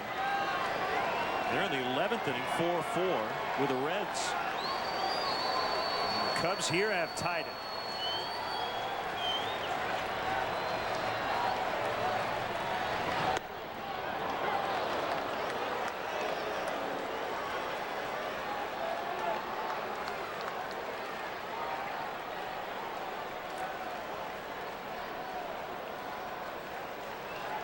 Cubs have 13 hits to the Dodgers 7.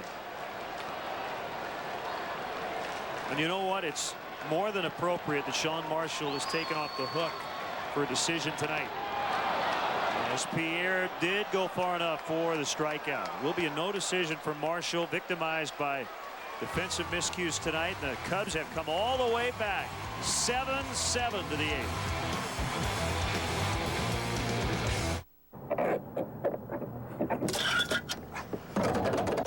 It's jammed or something. What are you doing? Step back. Please. What are you doing in my car?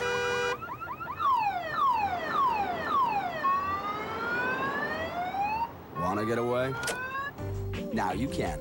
With Southwest Airlines Internet Specials, you can fly from Chicago Midway to Long Island for just $39 one way. Purchased by October 19th. You are now free to move about the country.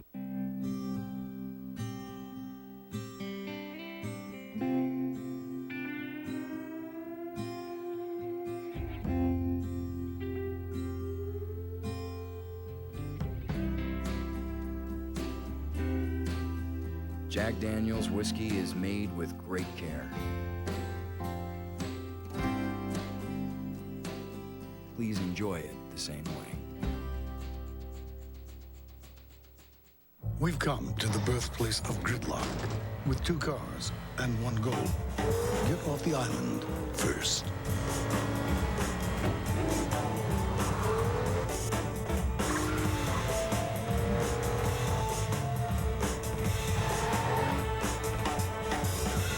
The new 303 horsepower Lexus GS 350 with all-wheel drive. You can't lose. See your Chicago area and Northwest Indiana Lexus dealer. Friday, it's a Central Division showdown on the north side as Arama Samaras and the Cubs square off with Adam Dunn and the Reds in high definition. Coverage starts with Cubs pregame live presented by Verizon Wireless. Cubs Reds Friday at 12:30 on Comcast Sportsnet. The Chicago Cubs strongly encourage the use of public transportation. CTA Red Line stops directly at Wrigley Field at the Addison Station for night and weekend games. Fans that do drive should take advantage of the remote parking operation, which offers parking in a remote shuttle bus at DeVry University near Addison and Rockwell for $6. For more details, call the CTA hotline at 773-836-7000 or visit Cubs.com. Left side of the infield is new, is Torres at short. Ramirez at third. And Howery is now on the mound. He is nearing his career high in appearances, 79 last year with Cleveland.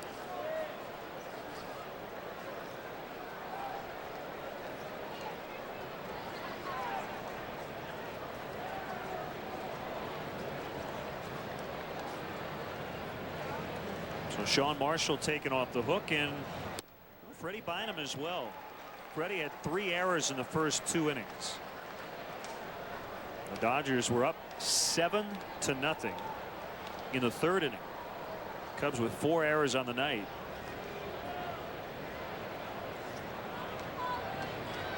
Freddie picked up an RBI single as part of that 5-run 5th.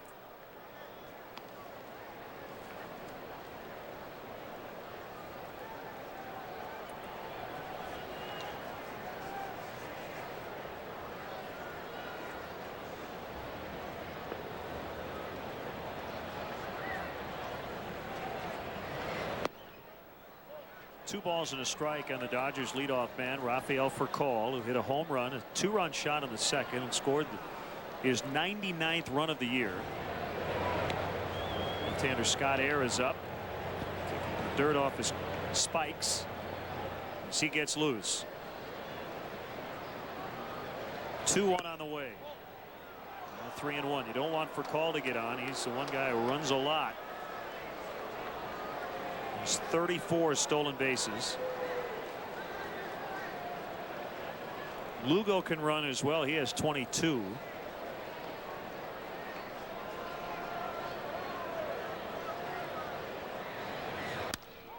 Fly ball left center. Still going back. Pierre right up against the vines. Furcal just got under it. Boy, if he straightens it out at all, that's his 2nd home run of the night.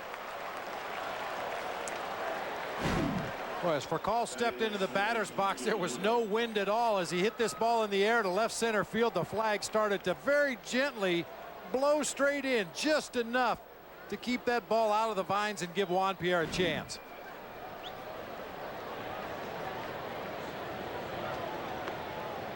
I mean, when he stepped into the batter's box, I made it a point to check the flag, and it was hanging straight down. But during the course of the at-bat, just enough wind to perhaps keep that ball in the ballpark.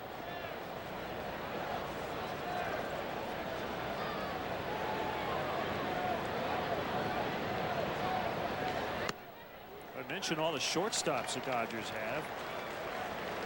You know, Torres had to move to third when he came back from the disabled list because of Furcal.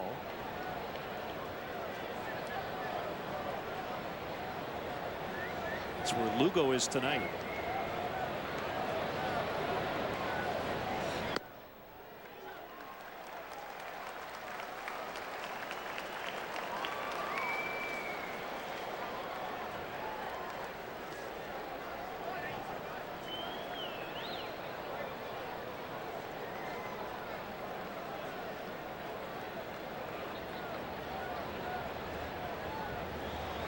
Comes Bob, 0-2 pitch off the corner.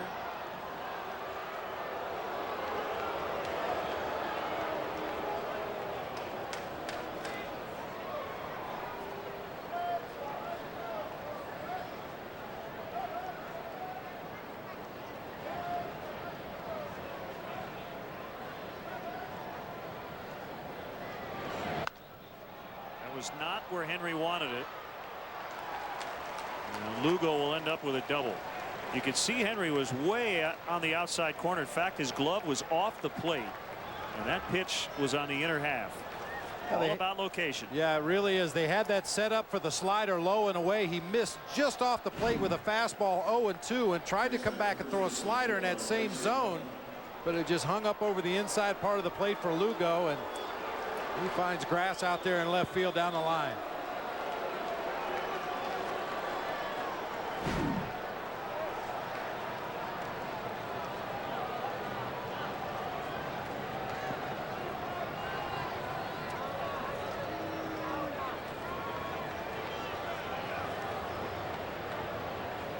I think you mentioned it earlier, Nomar, the toughest player to strike out in the National League, but he has struck out twice.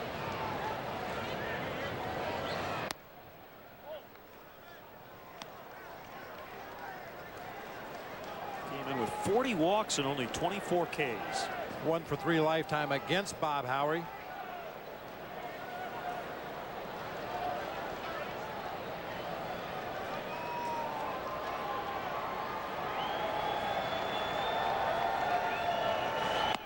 Big swing.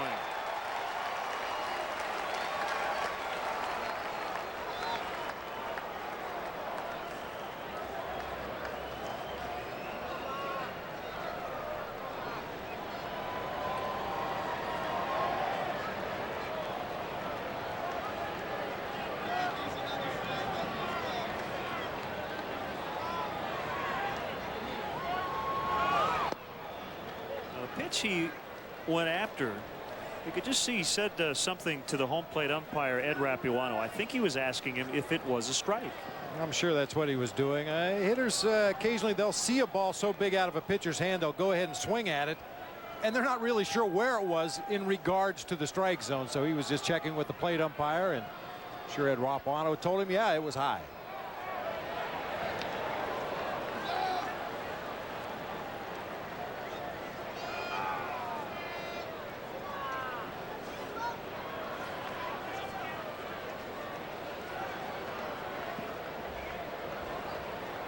Well, the guy at second and the guy at the plate both due to become free agents after the season. Dodgers have a few of them. And Coletti, their general manager, will figure it out after the season. Bob Howery's not going anywhere. He signed a multi-year contract with the Cubs last winter. 2-2 on a heater.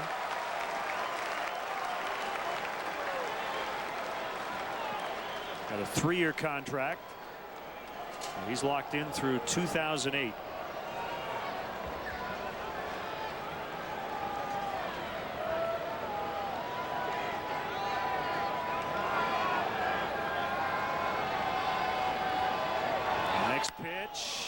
Fly ball. Pierre went back a step, now coming in. He has it.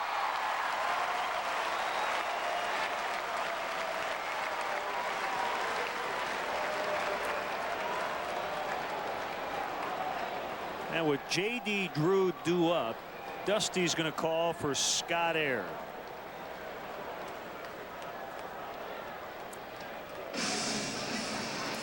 Time for the fourth call to the pen. A rare smile on the field from Bob Howery. He has a poker face. 7-7. We'll be back. The Pontiac G6 Series offers more combinations of options and accessories than there are drivers in America. G6 sedan, coupe, or hardtop convertible. Choose a shape, then get to your Pontiac dealer. The G6 sedan starts at $17,710, and then you can take it from there. For a chance to win big, go to PontiacDrive.com. Hi, I'm Dan Jiggets. Wednesday on Chicago Tribune Live, we'll have highlights from the Sox series finale against the Angels. Plus, we'll visit with author John Feinstein, who drops by our studios. That and more comes your way Wednesday at 5:30. Hi, I'm Davu, host of our weekend morning show, Weekend View on the Weather Channel. We're taking weather to a whole new place. Each week, we'll connect you to the things you love to do and the places you want to be. Weekend View, Saturday and Sunday. Expect something different from the Weather Channel.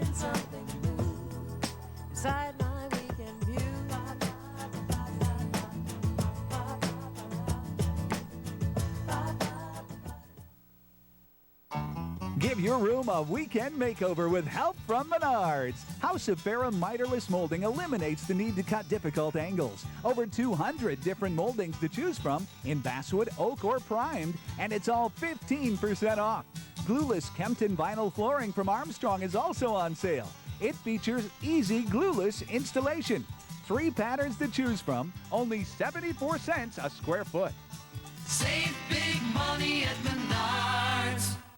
With Musa Mohammed, presented by IPA, Thursday nights at 11 on Comcast Sportsnet.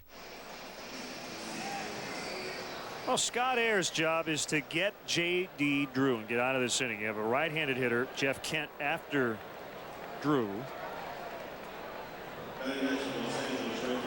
Runner at second with 2 outs. 7-7 in the 8th.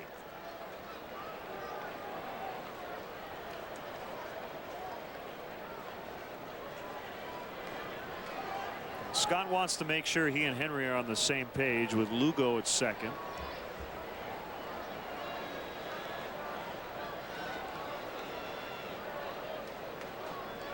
David Artsma has had a good stretch lately, and he's up.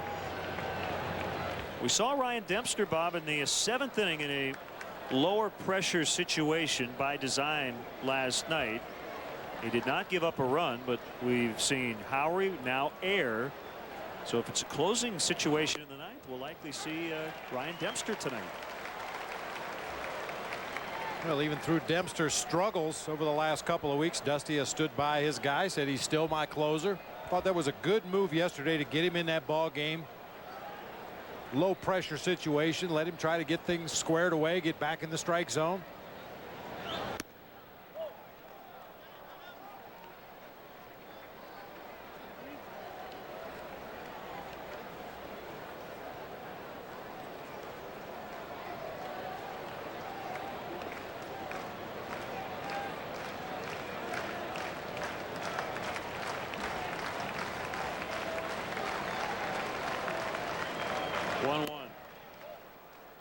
Outside.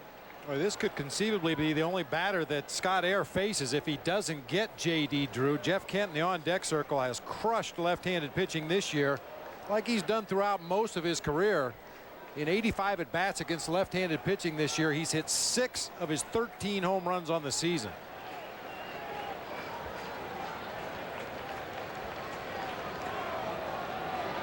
Kick and the 2-1 pitch. J.D. Drew, we have talked about, is not going to help a pitcher. He has already walked twice.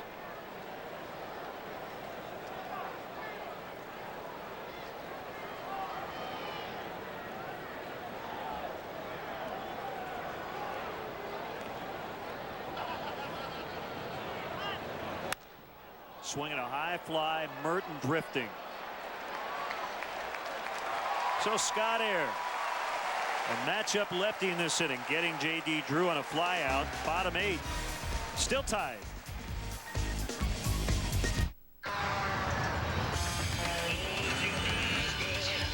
It's back. The Chevy Model Year-End Event. We're moving out the last of the 06 Chevy models. So make your move. They're going fast. More Americans choose Chevy. Claim yours before they're gone. Log on to ChevyDriveChicago.com. Check us out today.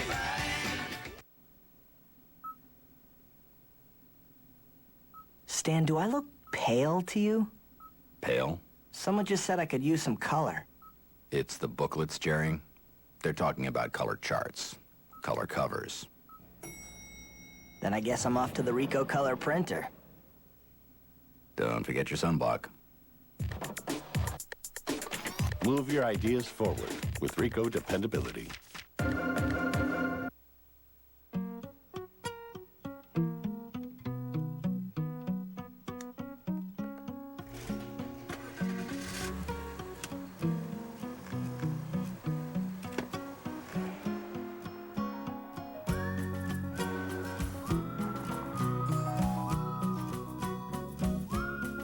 The BMW 5 Series, now with optional night vision. Lease a BMW 525i for $499 a month, now until September 30th. Sunday, White Sox baseball plays on Comcast Sportsnet. The playoff push continues out west as Jermaine Dye and the Southsiders clash with Frank Thomas and the A's. Coverage starts with Phil Cole White Sox pregame live. White Sox A's Sunday at 2:30 on Comcast Sportsnet. Well, Mark, the formula here, what you'd like to see, get a run or two. Ryan Dempster can close them out in the 9th, and everybody can go home happy. The Cubs battling the NL West leading Dodgers. Broxton still on, facing Ryan Theriot. Ball 1. Base runner. Theriot would be the perfect guy to get on base. Good speed, can steal a bag. Certainly wouldn't expect Derek Lee to go up there and sack bunt should Theriot reach, so that speed could really come into play in this inning.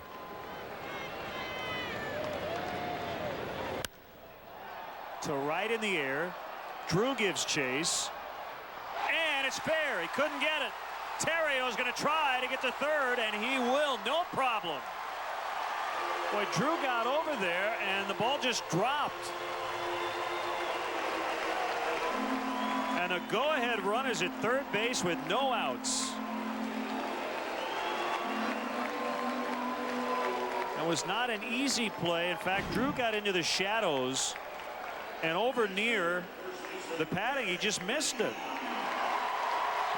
Some kind of a vortex over there in that corner. We saw Jock Jones struggle with a ball similarly back in the early part of the ball game, and now J.D. Drew having trouble with the ball down that corner. So a 3-base error on J.D. Drew. Isn't that ironic that the Cubs could possibly win this game? Boy, I'm not even sure if he actually touched it.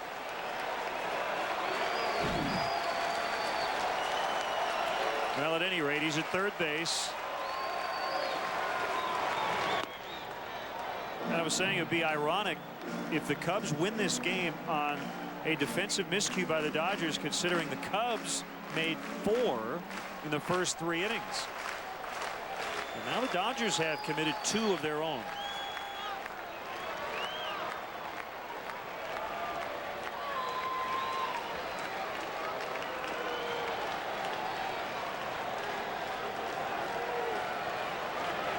Right side of the infield drawn in a little bit more than the left side with the right-handed hitting. Derek Lee at the plate. 0-1 pitch fouled away in on the hands that time, and nasty at 97. How about future closer? Do those words come to mind? Jonathan Broxton? Indeed they do. He's got 3+ pitches. We've seen that mid to upper 90s fastball, a good hard slider, and a splitter. He's certainly an imposing figure out there on the mound. What'd you say, 6'5", 280? 288. 6'3", 288.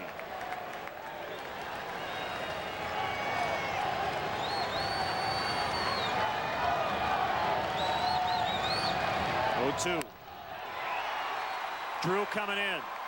Got a pretty good arm. Here's a throw toward the plate. Save! Didn't get him. Terrio in, and the Cubs lead for the first time, 8-7.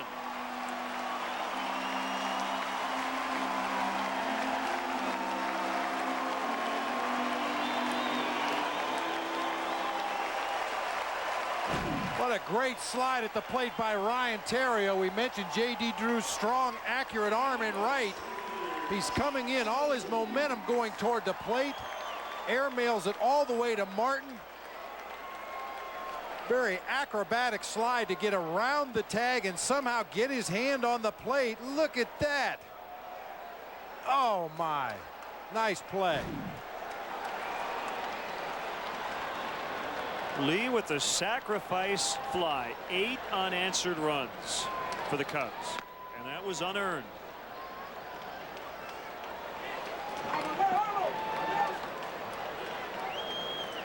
What a night. Not over yet, of course. The Cubs would like to add on as Jones bats with 1 out. And Ryan Dempster will try to get the save in the 9th.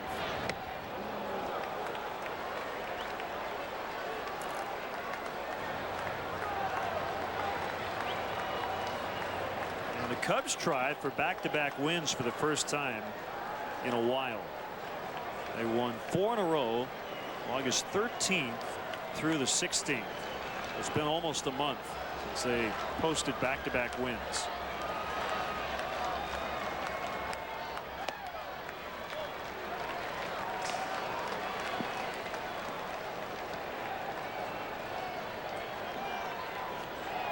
Well, this is one of those games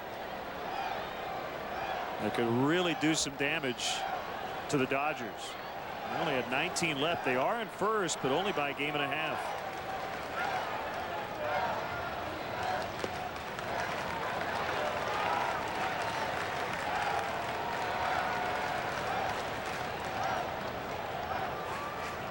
Teams don't like to play the spoiler because that means they don't have anything to play for, but if you're not going to make it, you can try to knock somebody else out. Could be loose and relaxed.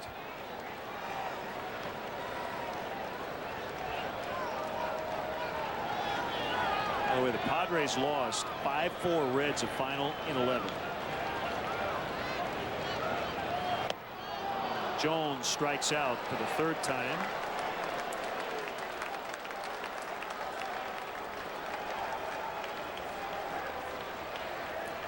He did lead off the 7th, however, with a base hit as the Cubs scored twice to tie it. So here's Merton. 2-run double for Matt in the 5th inning. He's getting closer to 300. Started at 295, right now at 298.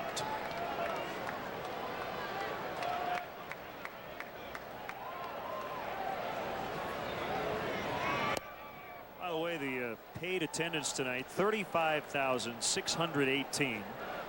Not that many actually in the ballpark tonight. That was a paid crowd.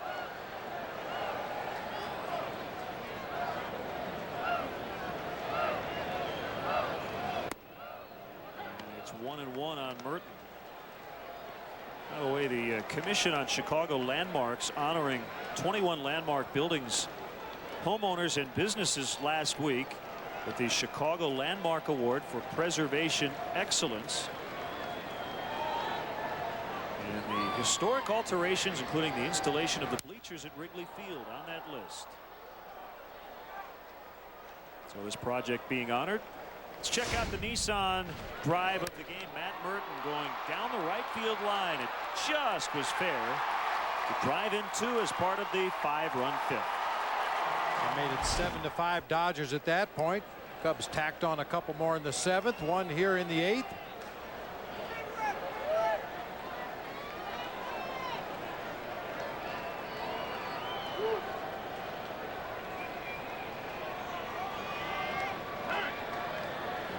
One at a time. Talk about the new bleachers out in right, left, and right, left center field. Talk to visiting players and visiting announcers, and most of them don't even notice. They can't even really tell there's been a change out there from inside the ballpark.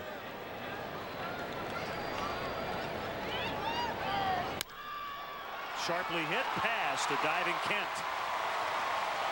So Merton keeps the inning alive with his third hit. 3 hits, a walk, and he's had 5 really good at-bats in this ball game. Matt Merton obviously seeing the ball really well, not swinging at bad pitches. When he gets something in the strike zone, making good, solid contact. And as usual, staying up the middle of the field, not afraid to go to right. The pitcher makes a mistake with an off-speed pitch, he'll jerk it to left. So Merton at 299 after that base hit, and it's John Mabry pinch hitting.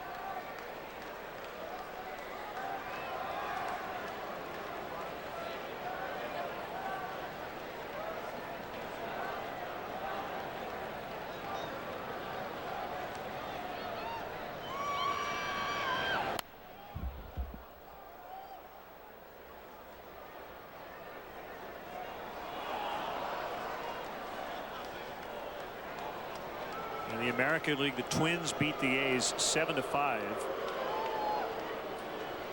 And Detroit, the fans there get to breathe because the Tigers won 3-2. Got a run in the 9th. As Detroit tries to stave off the Twins and the White Sox. That took Mabry off his feet.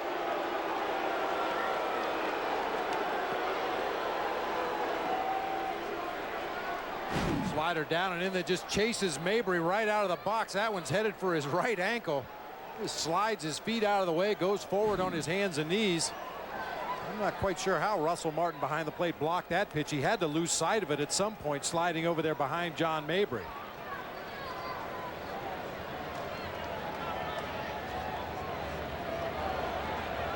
Broxton's 1-1.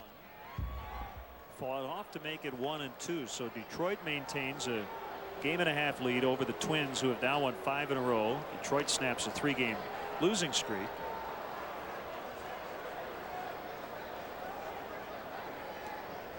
The White Sox find themselves down 2-0 in the bottom of the 4th in Anaheim against the Los Angeles Angels of Anaheim.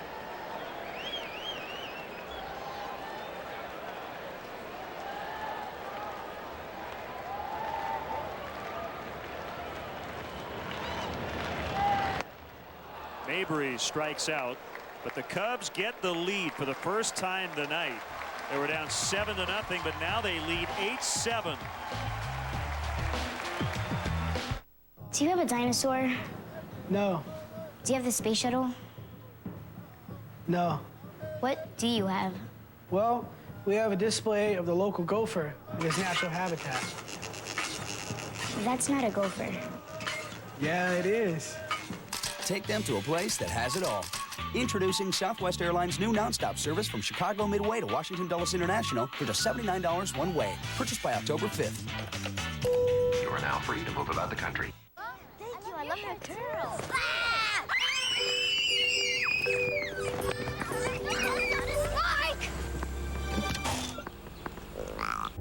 Who's counting on your brakes today?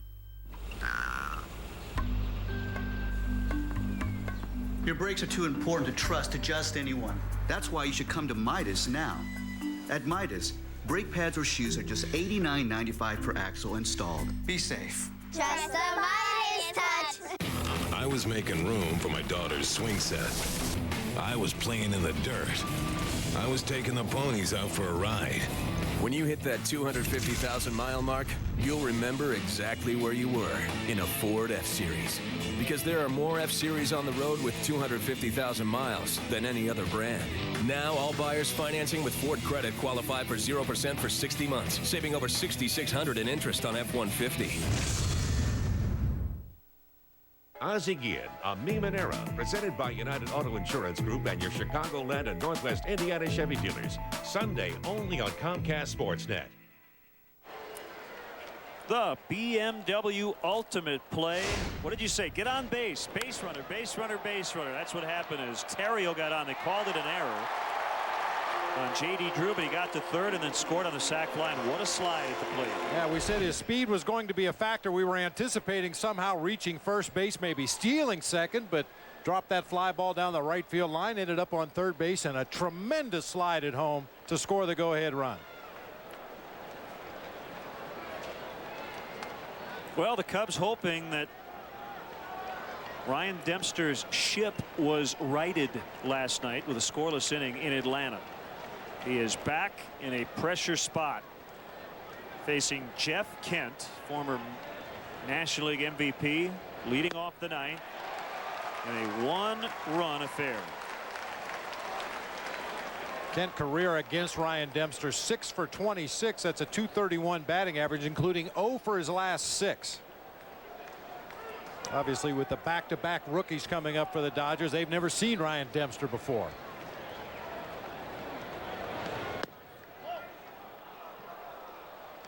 Boy, good spot, even though that slider missed. Started on the very outer edge of the plate and just broke off the corner, almost got the swing.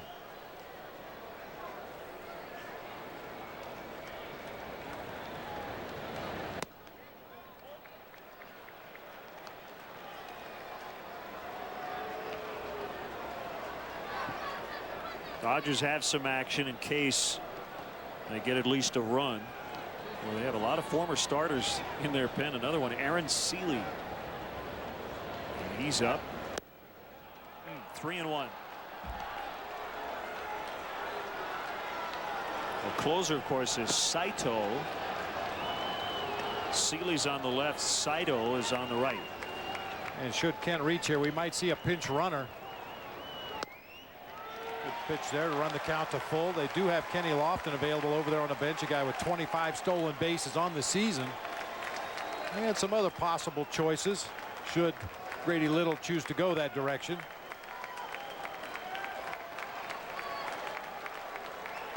Kick and a 3-2 ground ball to short. Is Torres will be charged with an error. The former Dodger and the former Gold Glover couldn't pick it. That's the 5th error by the Cubs. Boy, these two teams have combined for 7 errors. We're going to get a pinch runner for Kent. It'll be former Cub Kenny Lofton, active leader in stolen bases. Boy, fairly routine play for his Torres. The ball just climbed right up his arm, hit him in the chest. That last hop was a little big. It didn't stay down the way as Torres was expecting and climbed up his arm for an error. So Lofton pinch running. He's the tying run. Batter is Ethier. Big swing. He was late, however, on a fastball. Ethier has not put down a sac bunt all year. Dodgers looking not necessarily to tie this game. They're looking to take the lead here in the ninth.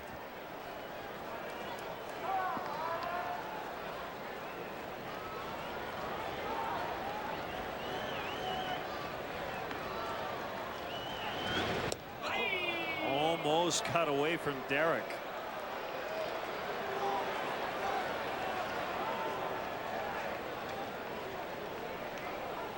Did I mention Derek Lee saves a lot of errors at first base? You have, but it bears repeating. Wow.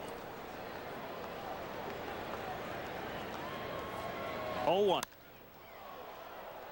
foul.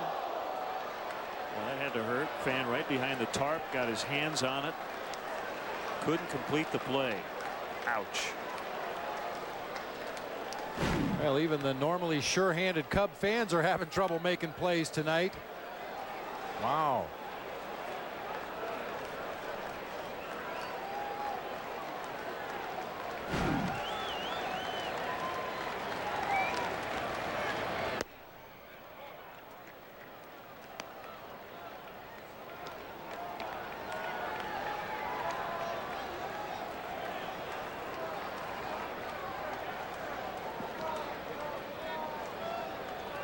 Lofton 25 out of 29 on the season in stolen bases.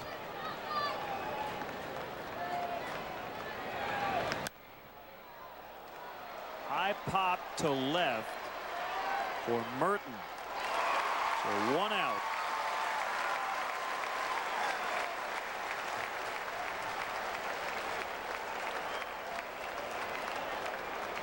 The 5 errors tonight, a season high. They had committed 4 on August 29th at Pittsburgh.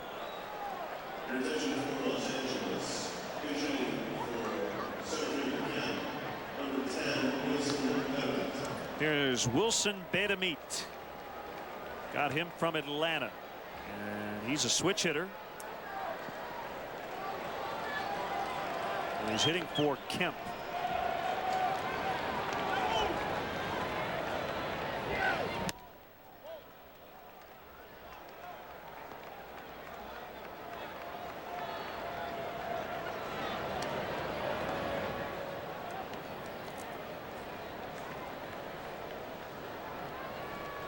Well, if you think about putting a baseball game in the vault for centuries down the road, talk about how great this game is and was in 2006, this might not be the game you'd pick, but somebody's got to win it. Might as well be the Cubs. They lead by a run here in the ninth. Hasn't been pretty.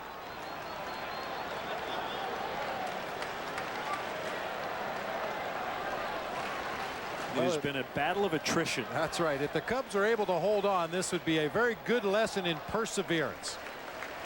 Falling behind 7-0 to one of the best right-handed pitchers in the National League, and somehow managed to scratch and claw and get back in this game, and now have an opportunity to close it out here with a ground ball in the 9th inning. Dempster steps off. Always got to keep an eye on Kenny Lofton, who has 592 stolen bases. Hasn't attempted even to run yet. He's had a couple of false starts down there. I think he's just trying to get a read on Ryan Dempster at this point. So far, he hasn't been able to.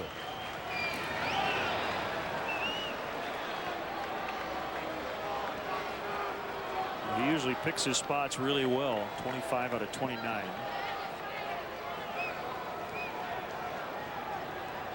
There he goes. It's Derek Lee, and he can't handle it. Lofton's going to end up at third. Boy, you know it's that kind of night when even Derek Lee commits an error. That's the 6th on the Cubs. Boy, what's going on tonight? Still ahead, but first and third with only 1 out. 2 errors in the inning. And Derek gets caught in between right there. Looked like if he would come in one more step, he would have had himself a nice short hop. But when you're coming off that bag down there at first base, you don't have a lot of range to begin with. He wasn't sure how hard that ball was hit and ended up getting an in-between hop. The good news is Russell Martin makes his way to the plate. He leads this Dodgers ball club. He's grounded into 16 double plays this year.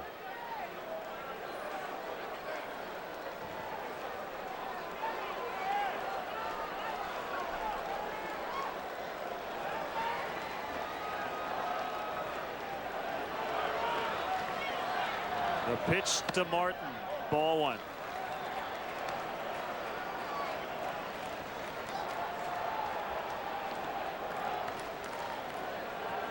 Ryan Dempster trying to bail out his defense here in the 9th inning. Is Torres and Lee, both very sure-handed, both Gold Glovers, in fact, committing errors. Foul tip.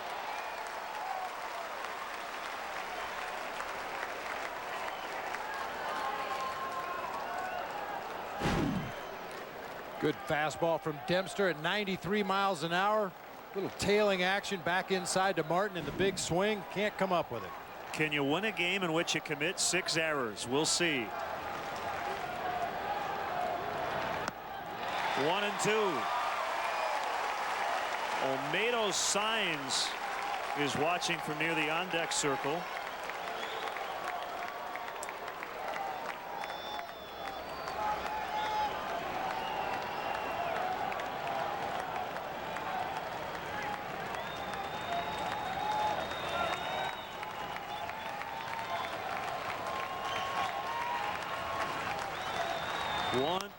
Ground ball.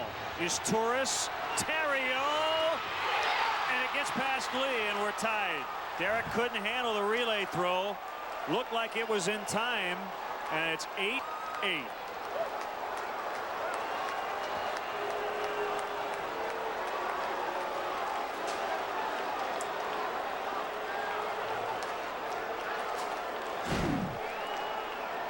Slow hit ball. Everybody knew they had to hurry. Terrio with a lightning quick turn at second base. Unfortunately, his throw on a hop over there to Derek Lee.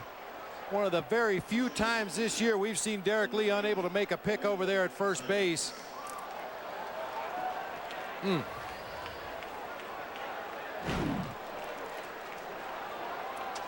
So Martin gets an RBI to tie it on a fielder's choice, and Olmedo signs it's a rocket way foul.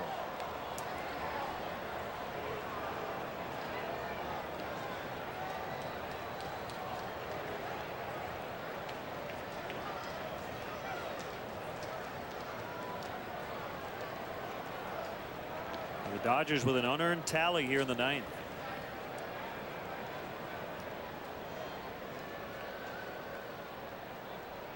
So Scott Air can't get the win, and Jonathan Broxton won't get a loss.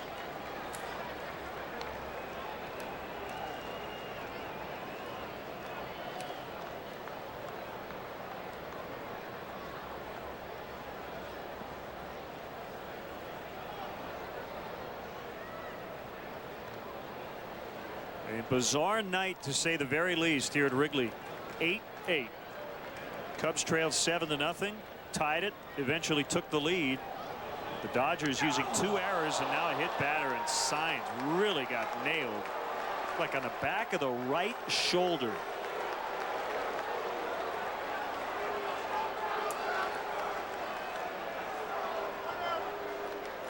And still no hits. Ooh. Oh, man.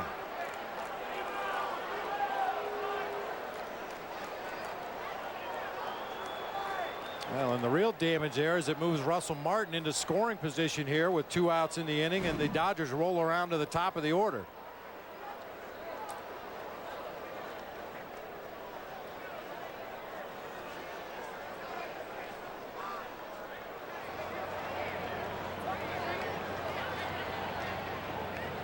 I just have a feeling Mercury's in retrograde. It's just been one of those weird, bizarre nights. Well, it started with the green sky and the lightning that we had at the beginning of the ball game, and it's just gotten more bizarre as the evening has gone on.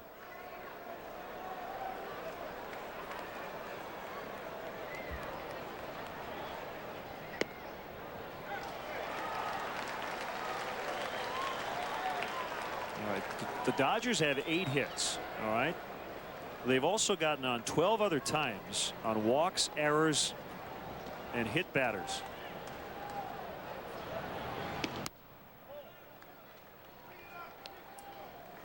Incredible.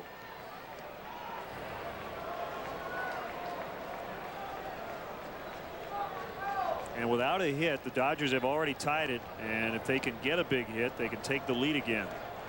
Dempster's trying to stop them from doing that.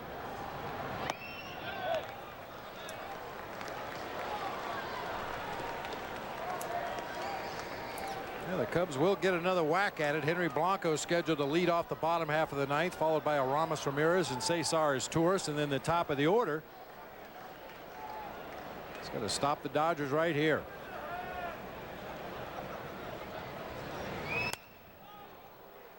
Two balls, 2 strikes.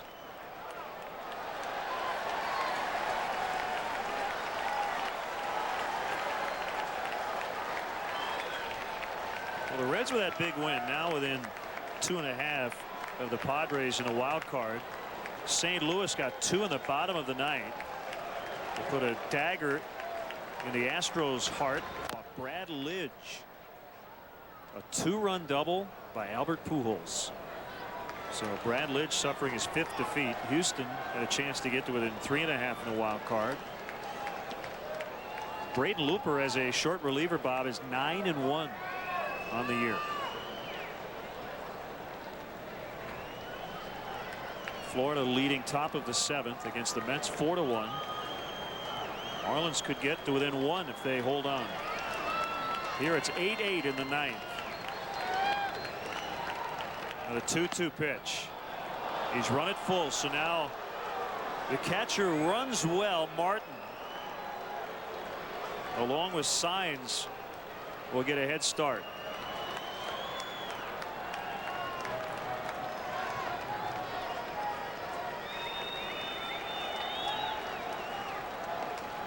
The 3-2 pitch to Furcal. Bounding ball. Terrio with a short throw. Will go to the bottom of the ninth after the Dodgers tied it with an unearned run. Dodgers 8, Cubs 8. Hyundai is taking on Honda and Toyota with the Hyundai Challenge.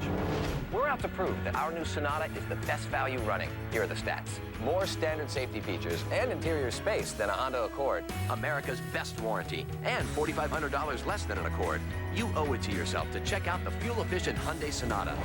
Before you spend too much on a Honda or Toyota, take the Hyundai Challenge today.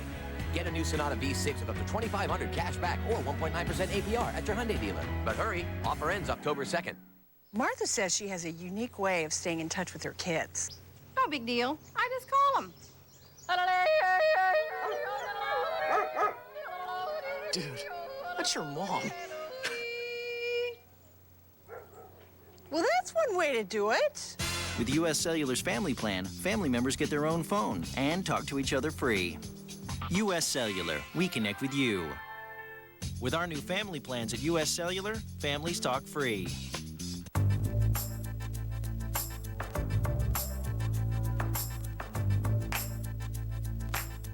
Whoever said change is good knows squat about making bourbon.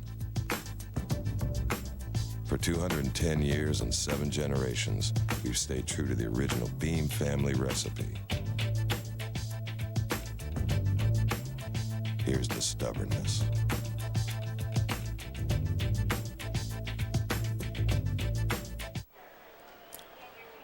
(8-8). That is not a typo. The Cubs have committed 6 errors tonight. And 4 early on in the first 3 innings. Freddie Bynum had a lot of trouble. He made 3 errors in the first 2 innings. One here on this throw that got away in the rain. He went over to the shortstop side. Couldn't make the catch. Jock Jones couldn't find that ball out in right. Again, you have Gold Glovers committing errors. 2 of them in the 9th. One from his tourist, the other one from Derek Lee. And a tie game. Aaron Seeley will pitch here in the 9th. Some changes for the Dodgers defensively, as Lugo goes to second from third. Betameat is now playing third, and Lofton is in center.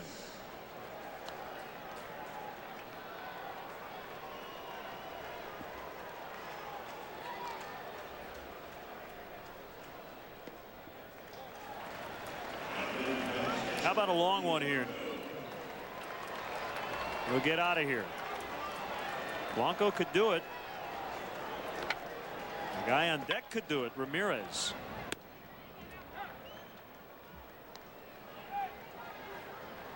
Hank White is 3 for 6 lifetime against Aaron Seeley.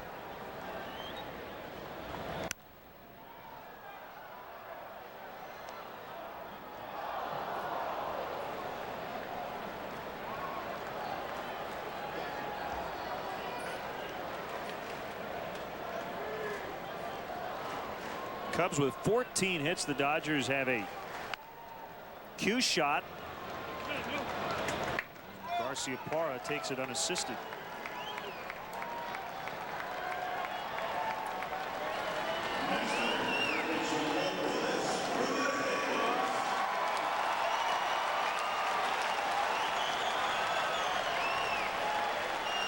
Rami tied it with a pinch hit 2-run single in the 7th.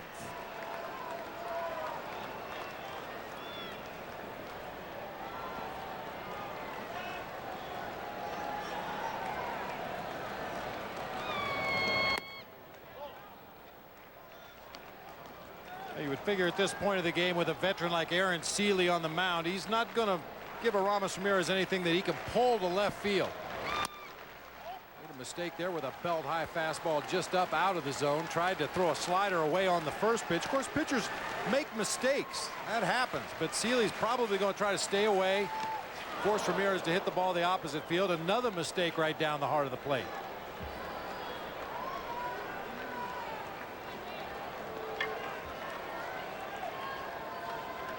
When you get into a tie ball game late, the rule of thumb is make the guy beat you to the opposite field.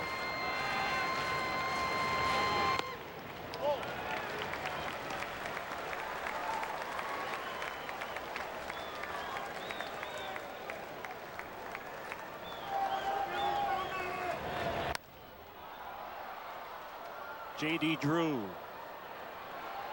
Jogging in, 2 down. Only one other 6-error performance in the major leagues. And it was just a few days ago the Nationals committed 6 errors against the Rockies on September 8th.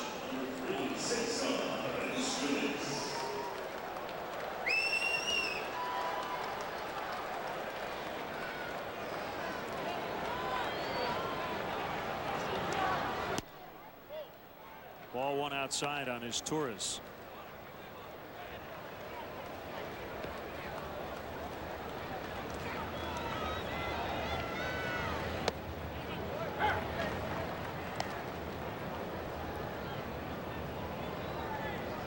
One and one on the switch hitter.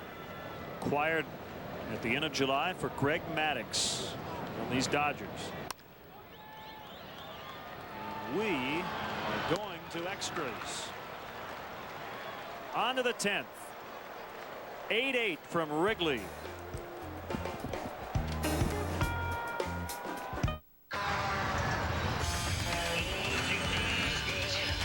It's back.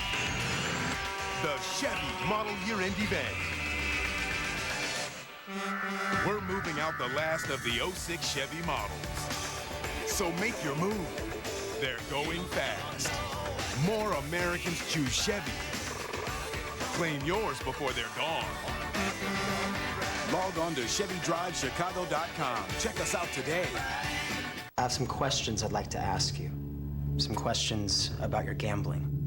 Have you ever maxed out your credit card on gambling? Or gambled just to escape? Have you ever sold your possessions to keep gambling? I did. And it cost me my friends, my student loans, and even my scholarship. But you don't have to lose what I lost. You can get help. Just call 1-800-BETS-OFF. I did, and I got my life back.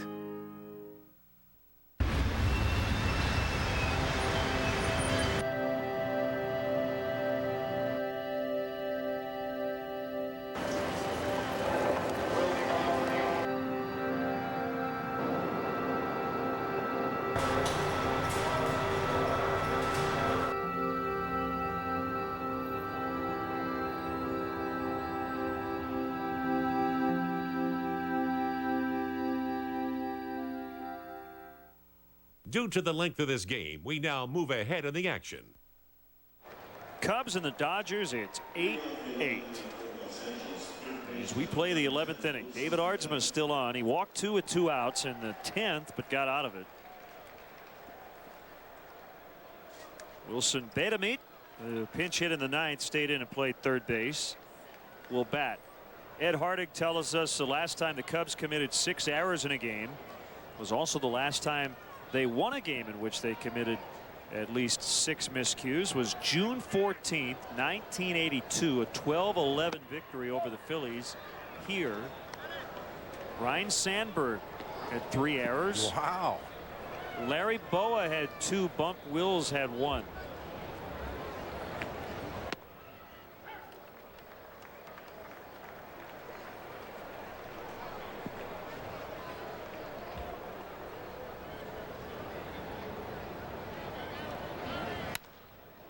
Betamit into the right field corner. Foul. A foul ball. Well, the guys in the Dodger bullpen are taking a look down that line with no argument. Call made by Tony Randazzo, the first base umpire. With a little assist from Derek Lee, who was right behind Tony Randazzo looking down that first base line. Tough to tell from this angle, but right along the wall, not much room in foul territory down in the corners here at Wrigley Field, but Randazzo hustled down the line, got a real good look at it in the shadows down there.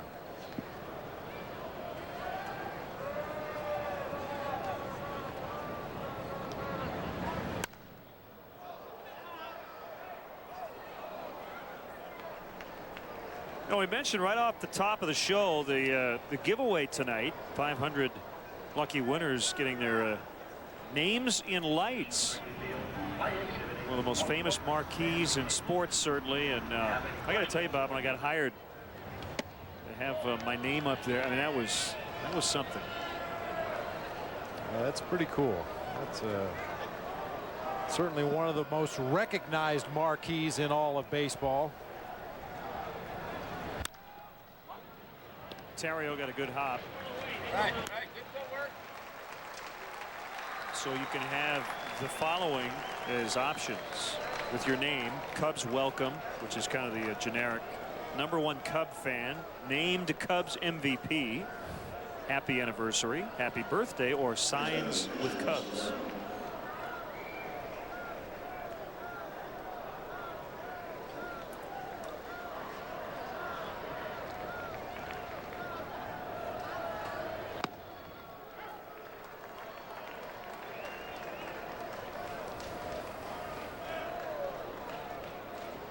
Ronnie Wicker's in the ballpark. No kidding. I'd never guessed. We've heard him all night. Going strong. That's his Torres retiring the catcher Martin.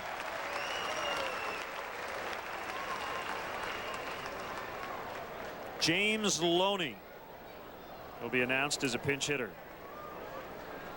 Been an interesting time for him. He's traveled a lot lately.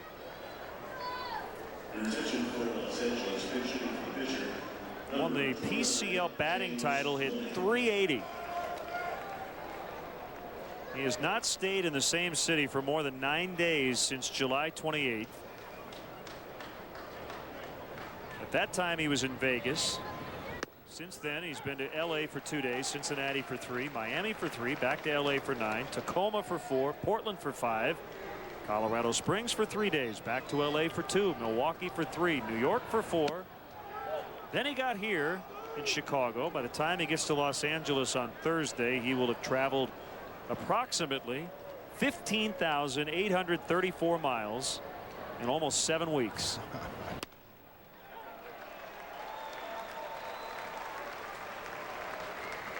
I hope he's a member of the frequent flyer program. He'll pay for his off-season vacation. Swung on and missed. Aardsma with his first K. 2 scoreless racks for David Aardsma. Still tied.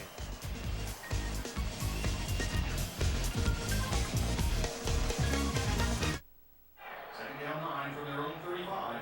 Just over 9 is the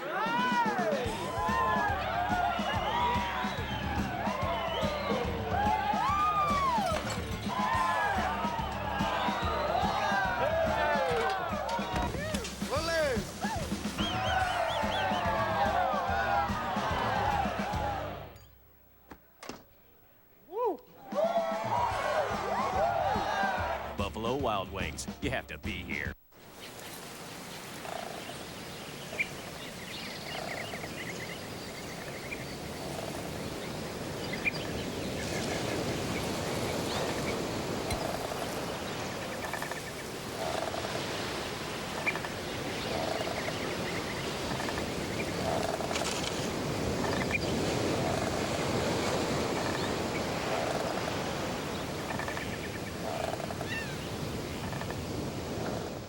A lot of brilliant engineering went into making the Toyota Tacoma famously tough.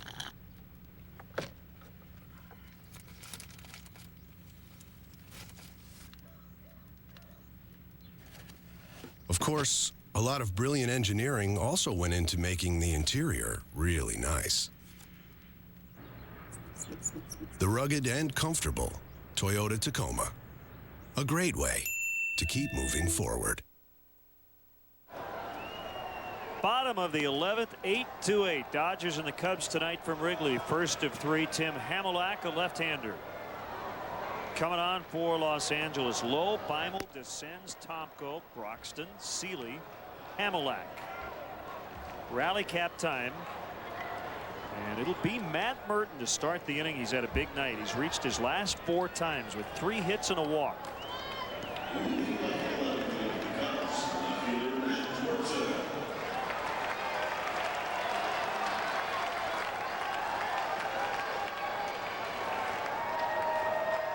Hamilak was born in Ithaca, New York, acquired from the Mets prior to the season.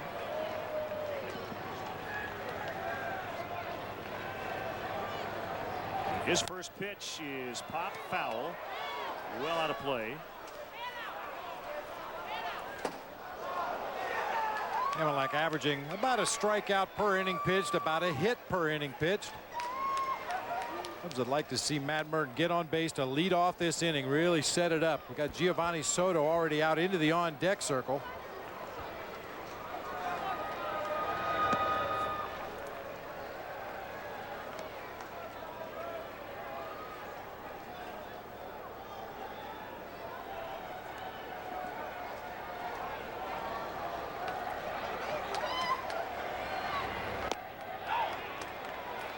Check at first.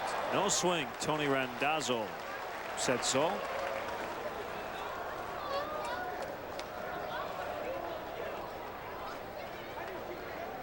Cubs snapped a 4-game losing streak with a win last night in Atlanta. Trying for back-to-back wins for the first time in a while. Well, a good at bat for Matt Merton. Make it a great at bat. Worked himself into a 3-1 count here against a lefty.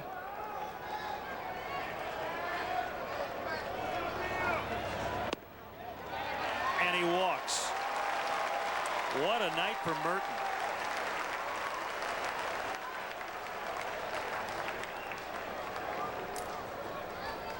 Giovanni Soto. Number 58, Giovanni Soto. Well, the all-time head-to-head matchup led by the Dodgers by only a game, so the Cubs can tie it up with a win.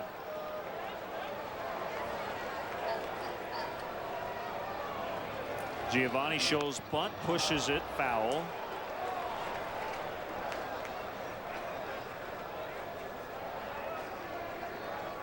Soto only 8 at bats here at the major league level. No sacrifice bunts. He did have 3 at AAA Iowa this year.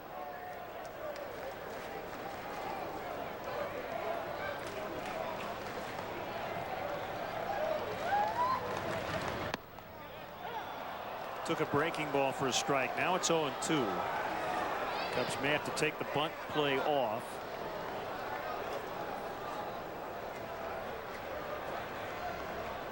But you don't want Soto to hit into a double play either.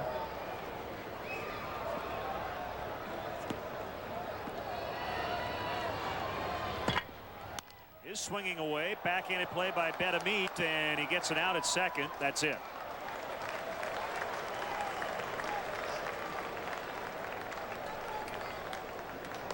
Yeah, the Dodgers weren't sure if the Cubs were going to try to sack bunt on the 2-strike count or swing away. Betamit playing about a step or 2 in front of the bag at third base. Ball almost got by him down into the corner, but a nice backhanded play and a throw on to second for the force. See how shallow Betamit is when we pull back there. He's up on the grass, makes a nice stop, rights himself, and throws on to second just in time. Fortunately, Lugo does not complete the relay throw to first. They may have had a chance at Soto over at first base. How about a gapper here, and we'll see Giovanni run all the way around to score. Belly flop slide into the plate.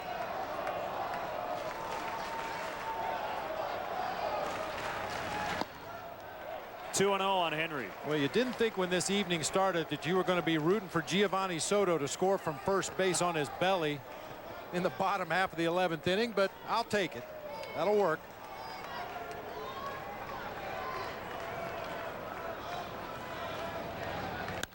Popped up by Blanco behind second. Lugo hustling out, circling, and Drew called him off.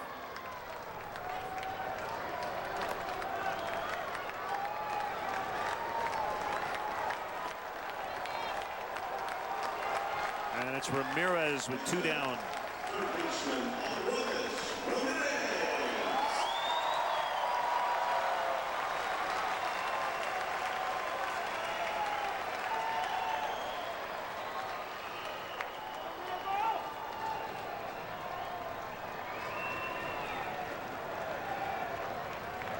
Here's a pitch. 1 ball, no strikes.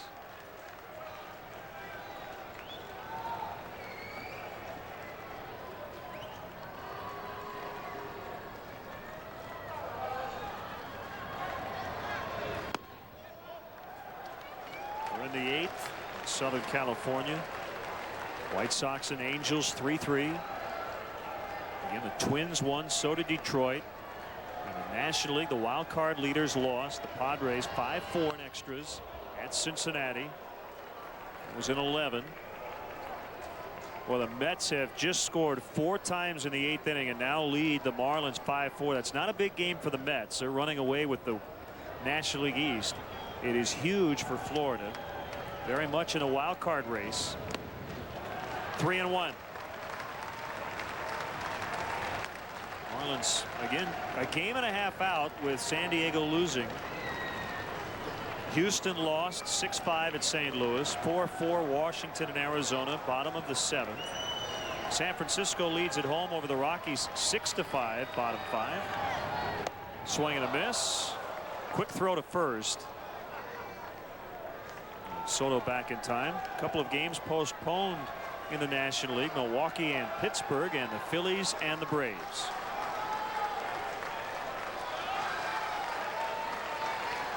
If you're a guess hitter right now, you have to be looking slider. He threw it 3-1. He's probably going to throw it 3-2. Hung it up in his eyes right there. Missed high for ball 4. Well, Russell Martin thought it was strike 3, but it was called ball 4. He started to walk toward the dugout.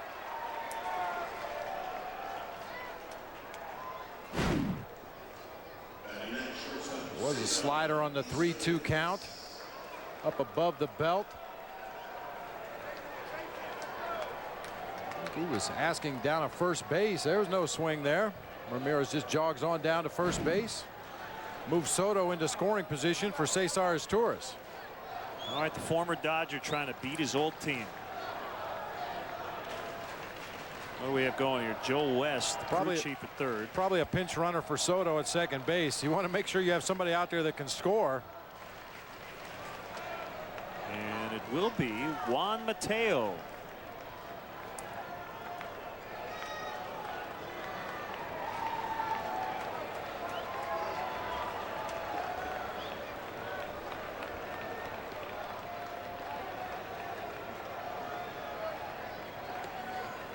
We haven't seen enough of Juan Mateo since it's doubtful he's ever going to hit his way on base. We're not sure what kind of a runner Juan Mateo is.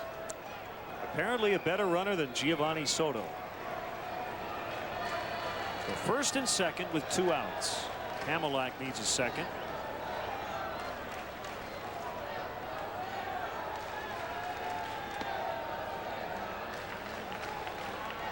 He's going to need more of a lead than that if he's going to score on a base hit. That's one of the dangers you run with using a pitcher. I understand in theory that Mateo may be faster than Giovanni Soto, but he's not an experienced base runner. Dodgers giving him a lot of room out there. He's got a very short lead.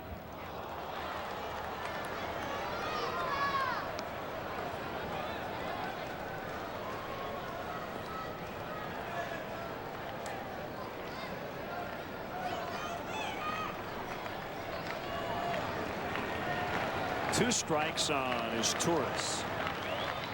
Pitch back up the middle. Mateo's going to try to score. He is being sent. Here comes a throw by Lofton toward the plate. And the Cubs win. Mateo gets in.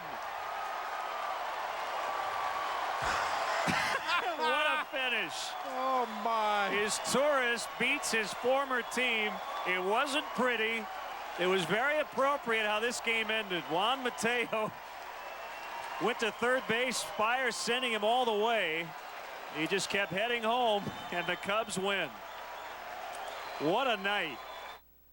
Spell simplicity. Simplicity. F-E-L-D-C-O. Simplicity. Close enough. Call 866-4-FEL-DCO.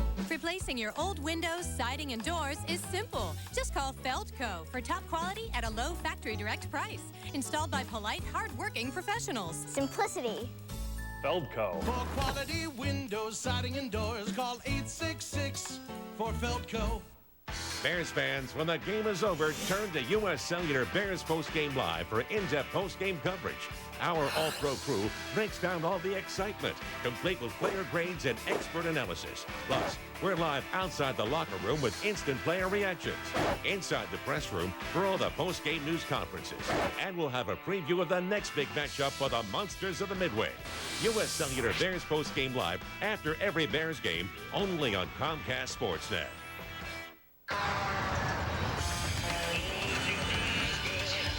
It's back. The Chevy Model Year-End Event. We're moving out the last of the 06 Chevy models. So make your move. They're going fast. More Americans choose Chevy. Claim yours before they're gone. Log on to ChevyDriveChicago.com. Check us out today. It sure was. That was his first big league run. He came in as a pinch runner. Let's dissect the maneuver here, Bob. Oh, I don't even know what to say about this. Goofy foot running around third base, catches the corner of the bag. Chris Byers says, please run faster than you are now. Fortunately, goes in standing up. I think this is a good move on his part. If he slides right there, Martin blocks the plate on him. He maybe doesn't get there. Goes in standing up. A little bit of a trip over the shin guard, but gets on the plate, and the Cubs win. In 3 hours, 59 minutes.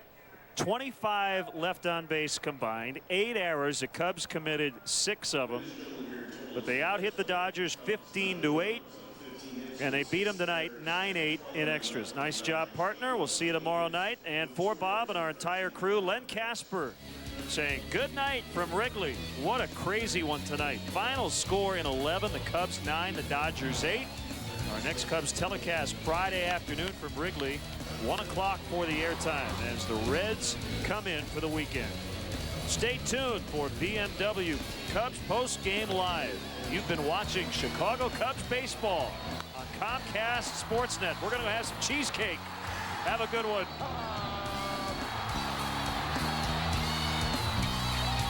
Hyundai is taking on Honda and Toyota with the Hyundai Challenge. We're out to prove that our new Sonata is the best value running. Here are the stats. More standard safety features and interior space than a Honda Accord. America's best warranty and $4,500 less than an Accord. You owe it to yourself to check out the fuel-efficient Hyundai Sonata. Before you spend too much on a Honda or Toyota, take the Hyundai Challenge today. Get a new Sonata V6 with up to $2,500 cash back or 1.9% APR at your Hyundai dealer. But hurry, offer ends October 2nd. Play the Shell million-gallon giveaway and get your needle moving in the right direction.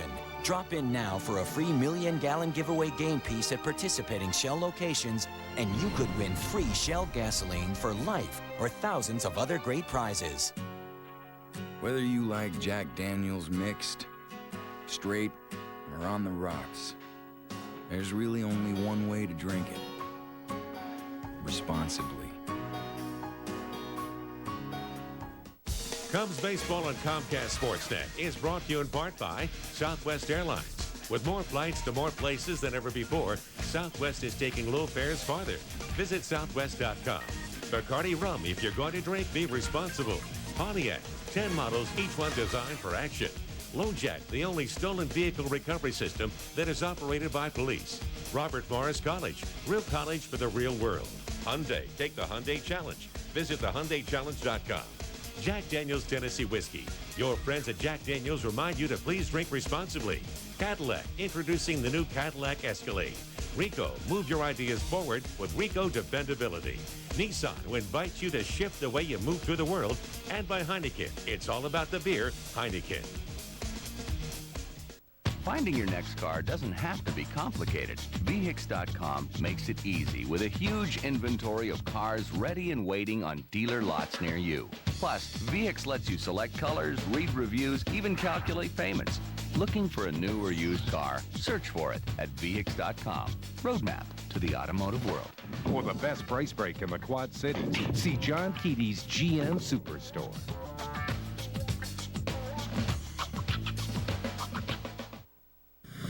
When you're a professional contractor, it's good having someone you can count on working with your best interests in mind. At Menards, we're your supplier, not your competitor. We work with you to help your small business grow with account managers dedicated to getting you what you need. A comprehensive special order program. Okay, that's 8 20-footers and the special order trusses. A huge lumberyard with over 200,000 items in stock every day and job site deliveries 7 days a week. We're focused on helping you get the job done right. Dedicated to service and quality.